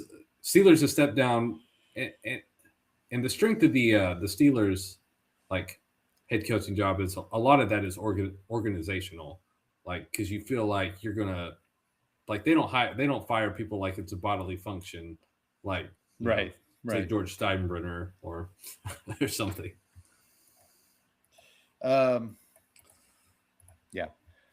All right, I'm gonna take one more quick break and then we'll do our previews here.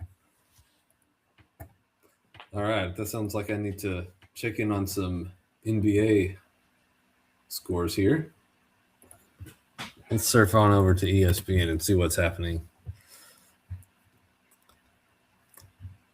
I don't know if Paul can hear me right now, but I will say that I have not, because of vacation, I have not updated anything on college basketball recently, so haven't a little behind on that at the moment. Where is basketball here? All right, it looks like the Thunder are leading the Bucks 69 to 50.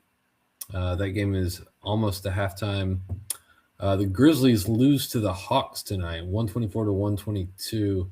Let's see if Ja Morant played in that, because that has been all anybody in Grizzly wants to talk about right now. So let's see. Ja Morant played 30 minutes, 23 points, 7 to 15, finished +1. G.G. Jackson was a -11 in 21 minutes. Let's see. That's rough. Ooh. Looks like Grizzlies look like they blew another lead, although this one not as bad. Oh, never mind. Okay. Never mind. They did not blow a lead like I thought. Where are you on the Ja Morant saga? Like, do you want him to be traded? Are you like what's I've gotten to the point where I'm just tired of dealing with it. This dude is whiny, and it's starting to get on. We've gotten to the point like he doesn't play half the time because he's hurt, and when he's not hurt half the time he's moping and carrying on and just being a general sad boy. And so at this point, I feel like the problem is that the trade value is like in the gutter right now. So that's the big problem is you're not going to get anything for him. So like they got 4 first-round picks for Desmond Bane, and they're going to end up having to trade Ja Morant for like pennies on the dollar over here. Yeah. But, I'm sure they'll at least get back something more than a washed-up Anthony Davis. So there's that aspect. No, Mavericks got Cooper Flag too, like tangentially. So that's true. Maybe do you think if we trade him to the Lakers that the Grizzlies would be compensated with the number 1 overall pick, which this year would be the year to do it because the guy, oh man, his name escapes me. The BYU kid who is like, AJ DeBansta. Like, okay. Have you seen him play? Nope. Buddy. That's a guy that you climb in the tank for right there. Is he a Jimmer Fredette? Is he like Jameer Fredette or whatever? Remember he is not anything like Jimmer Fredette. Hey, it's quite the opposite actually. Last I checked, Jimmer Fredette was lighting up the Chinese league or whatever, one of those like semi-pro leagues. He was. They that he would like drop 60 points a game like in the like it was nothing, over in China. Yeah. Oh man, I thought Jimmer Fredette was going to be so good. Oh NBA, man, that did not work out. Yeah, I thought he was the next. I don't know what, but yeah.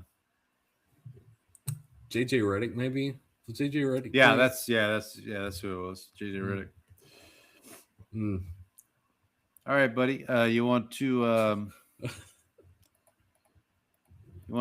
talk about these conference championship games? Pick some games here.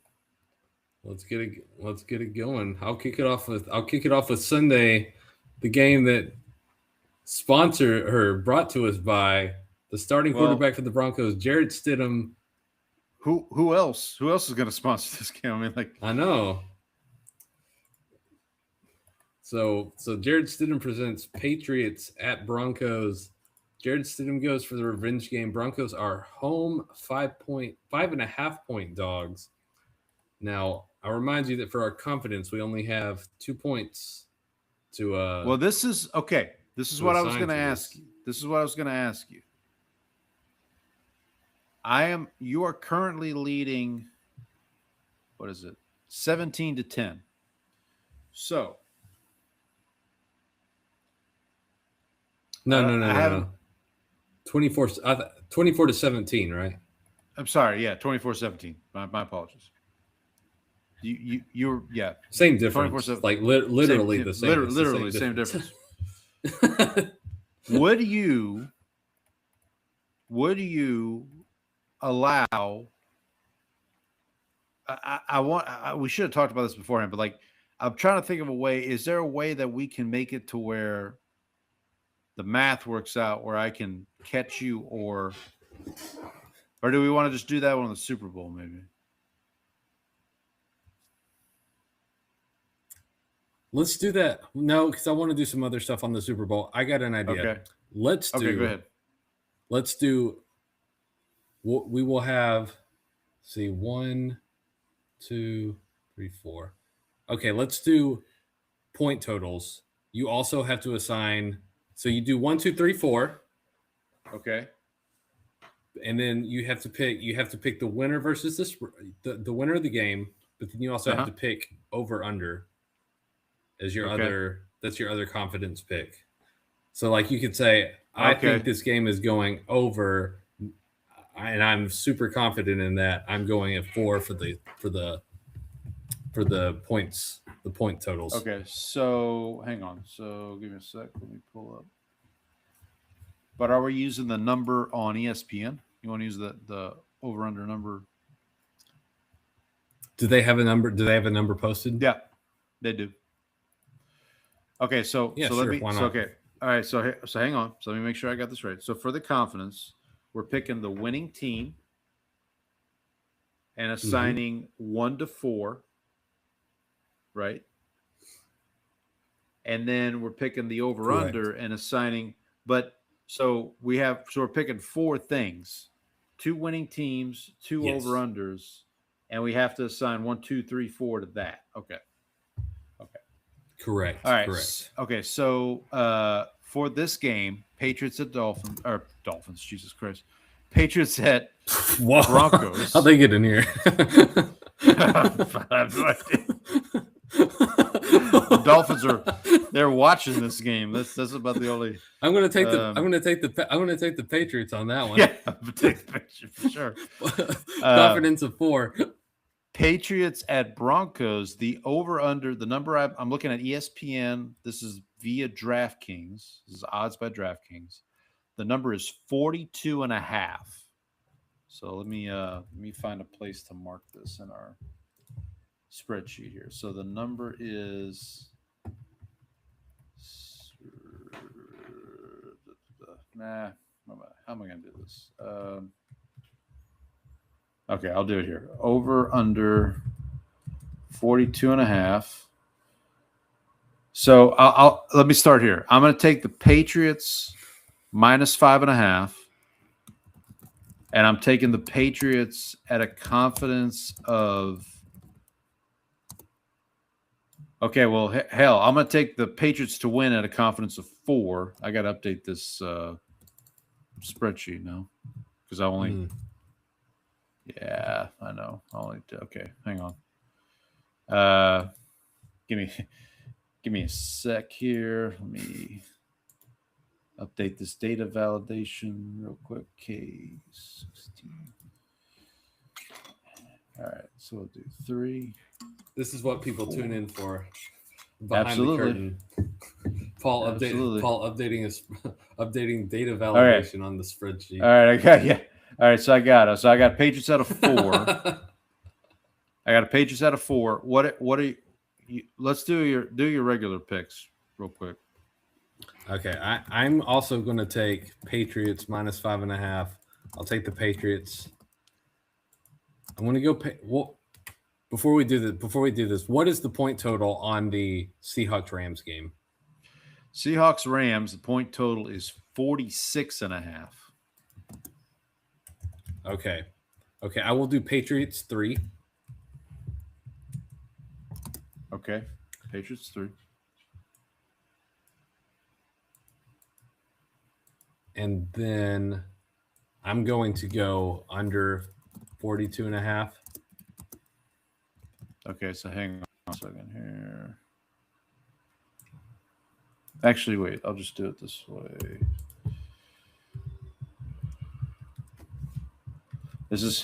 We're live, folks. Okay, so you're gonna go. So, all right, you're going under 42.5, right? Under 42.5 at a 2.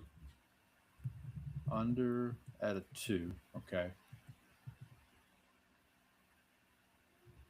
I'm gonna go under at a 2 also. Okay. Which means I got okay. All right, so then the NFC Championship game. Again, as I mentioned earlier with Trang, this is brought to you by Rick Bootin Tootin, who was a punter Fresh back and in fruitin'. the day. Fresh and fruitin'. Seahawks are laying 2.5 against the Rams. So we've been working this formula all season. It's been working for us. So I'm going to go Rams plus 2.5, but I'm taking the Seahawks at a 1. Okay, I'm taking the Seahawks minus 2.5. I'm going to say this is a field goal game. Seahawks home team wins it. So I'm going to take the Seahawks at a 1. Okay. Like you. Okay. And I'm going to take under 46.5 at a 4. Yeah, you have to. Yeah, that's all you got left. All right, so I got to think about this now. So, because we've got all the same. You got to triangulate. Get the protractor out. You're up 7. You're up 7 right now. If you're right, you'll go up 6, 10. You'll go up 17, 5. There's no way I can catch you because we have the same. So I need you can take the Rams here. No, I don't want to do that. Well, or you could go over. Yeah, okay. So let's say I go, but even if I go over, okay. So let's say I go over at a 3. Then then take that. Okay, so take that out. So now you're at 13. Actually, no, now you're at 10 because you lose 4 and I gain 3 on you. And then that Patriots game could be the difference. Yeah, but you have the Patriots too. So but you would still make up a point because you would get 4. Yeah, I'll still make up. Okay. And even if I change my pick in the over-under on that game to over, maybe that's what I got to do. So I'm going to switch Broncos, Patriots. I'm going to switch to over. What is it? 42.5. I'll switch to over at 2. I'll switch to over at 2 just to at least somewhat make it interesting, I guess. See, my suggestion to you is going to be that I have to pick opposite of you. Like, in other words, I have to, but yeah, this works. This will work. Or what if I guess that would only be a point difference. I was going to say that. Yeah, we're fine. We'll just do it this way. And you're taking over. Yeah. So I'll go over 42 in the and a half. Seahawks game too. And over in the, So I'm taking both. I'm taking over in both. At a 2 and a 3 respectively. Okay. And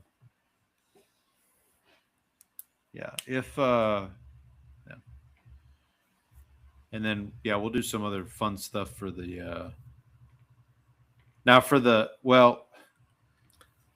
spread. So for against the spread, you're gonna be ahead, you're gonna beat me because you're a game ahead. We've got the same pick, so I need to No.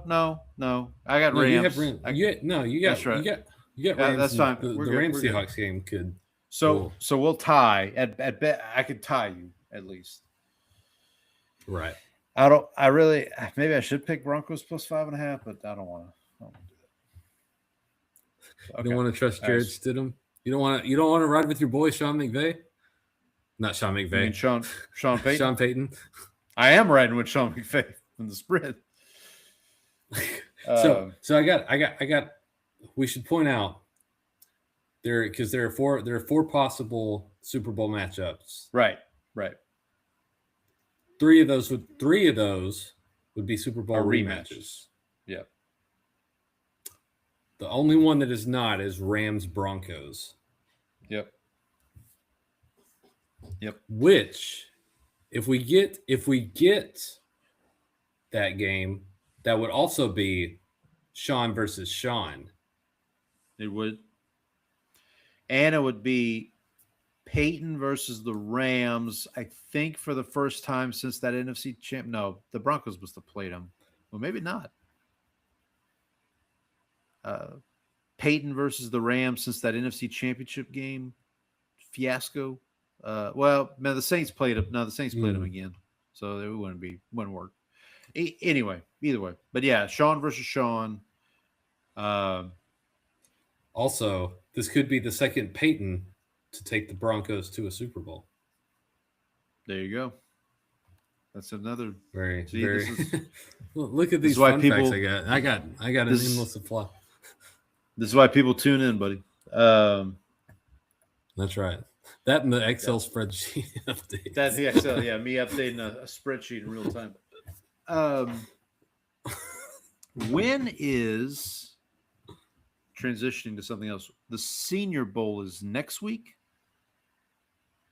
Is that right? Mm-hmm. The Senior You're asking Bowl. the wrong. I just found out Robert Saleh got hired. Do you think I'm on top of things over here, buddy? Senior Bowl 2026. Yeah. Yeah, it will be played next Saturday. So not this coming Saturday, but the following. So January 31st. So yeah, I'll try to keep an eye out on that. I know both of our teams will have a presence there. The Saints, a couple of the Saints coaches are on the coaching staff for the Senior Bowl. Joel Thomas, who I believe is the running backs coach for the Saints, he is the head coach of one of the teams in the Senior Bowl. So something to keep an eye on for me. And obviously, a couple players I'm sure that the Saints will have their eye on because that 8th pick in the draft as we get closer to that.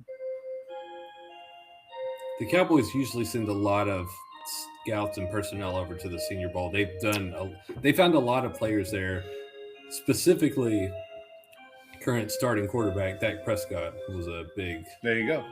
That was a guy that they liked at the Senior Bowl. So yeah, the Saints. That's where they found Rattler. Rattler played at the Senior Bowl that year, and actually, the Saints drafted 2 Senior Bowl MVPs back to back. They drafted Jake Hayner and then Spencer Rattler the year after that. So, wow, there you go. So yeah, they like their Senior Bowl too. So it'll be interesting to check that out. I know the guys over at Saints Block Party Podcast, I think they're going. They got to go last year, and I think they're going to go again this year. So I'll probably check out their coverage. Because we're getting to that point, buddy. We only got 3 games left of the season. We only got the 2 this week and then the Super Bowl. And then we got to figure out what to do in the non-playing season. Obviously, we'll do some draft talk. Yep. We'll do some of that. We'll be able to get back to doing more of our drafts as well. Yeah, we can do some immaculate felt the draft. Yeah, we'll do some immaculate grid one-on-ones. We'll do some drafts. Yep. I need to get back into immaculate grid. I need to get back into immaculate grid shape. I'm a little out of practice lately. Same here. I do know they have added a couple of new categories. So maybe we could we'll have to do a couple with like the recorded an interception, kicked a field goal, I think is one now. There's a couple. There's a couple there. But yeah, we'll figure that out. Also, at this time 2 weeks from now, maybe we will know I'm pretty sure the Saints are going to have a representative in the Hall of Fame this upcoming year. But your guy, Mr. Woodson, he's up again. And I know the Cowboys official Twitter, they sent out something today about Darren Woodson belongs in the Hall of Fame. So maybe we'll both have. They've been. Well, I think I might actually have 2 guys eligible. Who's the other one? Is Jason Witten not up for it this year? Did he not make the? Oh, finals? you mean the new tight ends coach at Oklahoma, Jason Witten? I know, what a betrayal. Never mind, he's dead to me. Yeah, so I know it's Breeze and Fitzgerald are the 2 kind of locks. And I think you're right. I think Witten is yeah. Oh, Reggie Wayne, Jason Witten. Yeah. Man. Eli Manning, Frank Gore. Yeah. Luke Kuechly. Bill Belichick probably is getting in as a coach. By the way, the craziest thought I had about the Bills head coaching job was like, what if they just hired Belichick? It's like, I like this idea. I like this idea. Like Belichick's your head coach, Dayball's your offensive coordinator, and I don't know, for the hell of it, just hire Gerard Mayo as your defensive coordinator or whatever. Like, let's get crazy here. There you go. Let's get crazy. You want to get nuts? Let's get nuts. All right. Well, we'll be back next week. We'll have a Super Bowl matchup. Obviously, the Super Bowl won't be for another week after that because they do take a week off for things like the Senior Bowl and the Pro Bowl, whatever they call it now. So we'll probably talk. We'll talk about the conference championship games. We probably won't preview the Super Bowl too much, but we'll at least talk about it. And then in 2 weeks, we'll do a big preview. We'll do probably some prop bets, some other fun stuff. Yeah, that's what I'm looking forward to. Leading into the Super Bowl. And we probably need to, maybe we'll do this next week. We need to circle back to my preseason wagers that I made. Because actually, one of them is still in play. One of my futures bets was Rams make it to and lose in the conference round. So if the Seahawks win this week, that Rams bet will hit for me for this year. I also had the Texans make it to the conference round, but that didn't pan out. My good bet right now that's still alive is I have Seahawks to win the Super Bowl plus 1,200.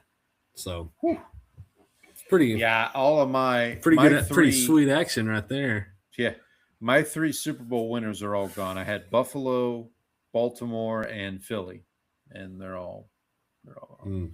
By the way, I appreciate how's that offensive coordinator? How's that offensive coordinator job going at the Eagles there? How's that search going? Not good. I haven't seen anything. I haven't seen. Have they I have not. I've been disconnected, so I don't know what's going on. They interviewed Mike McDaniel. He decided to go to the Chargers. Apparently, they interviewed Dayball, and Dayball is basically saying, "I'd rather go to Tennessee than go to Philly." Think about that now. Think hard about this. I would rather go be the OC at Tennessee than at Philadelphia. I did read somewhere today that apparently, I forget who it was. I think it was Diana Rossini was like, people do not view this job as a good job. The offensive coordinator at Philadelphia. They view it as like that's a shame. Yeah. Well, you don't have your quarterback, so whatever that means. I don't know. What I didn't read too much into the details, but man, it's hard out here for the Eagles.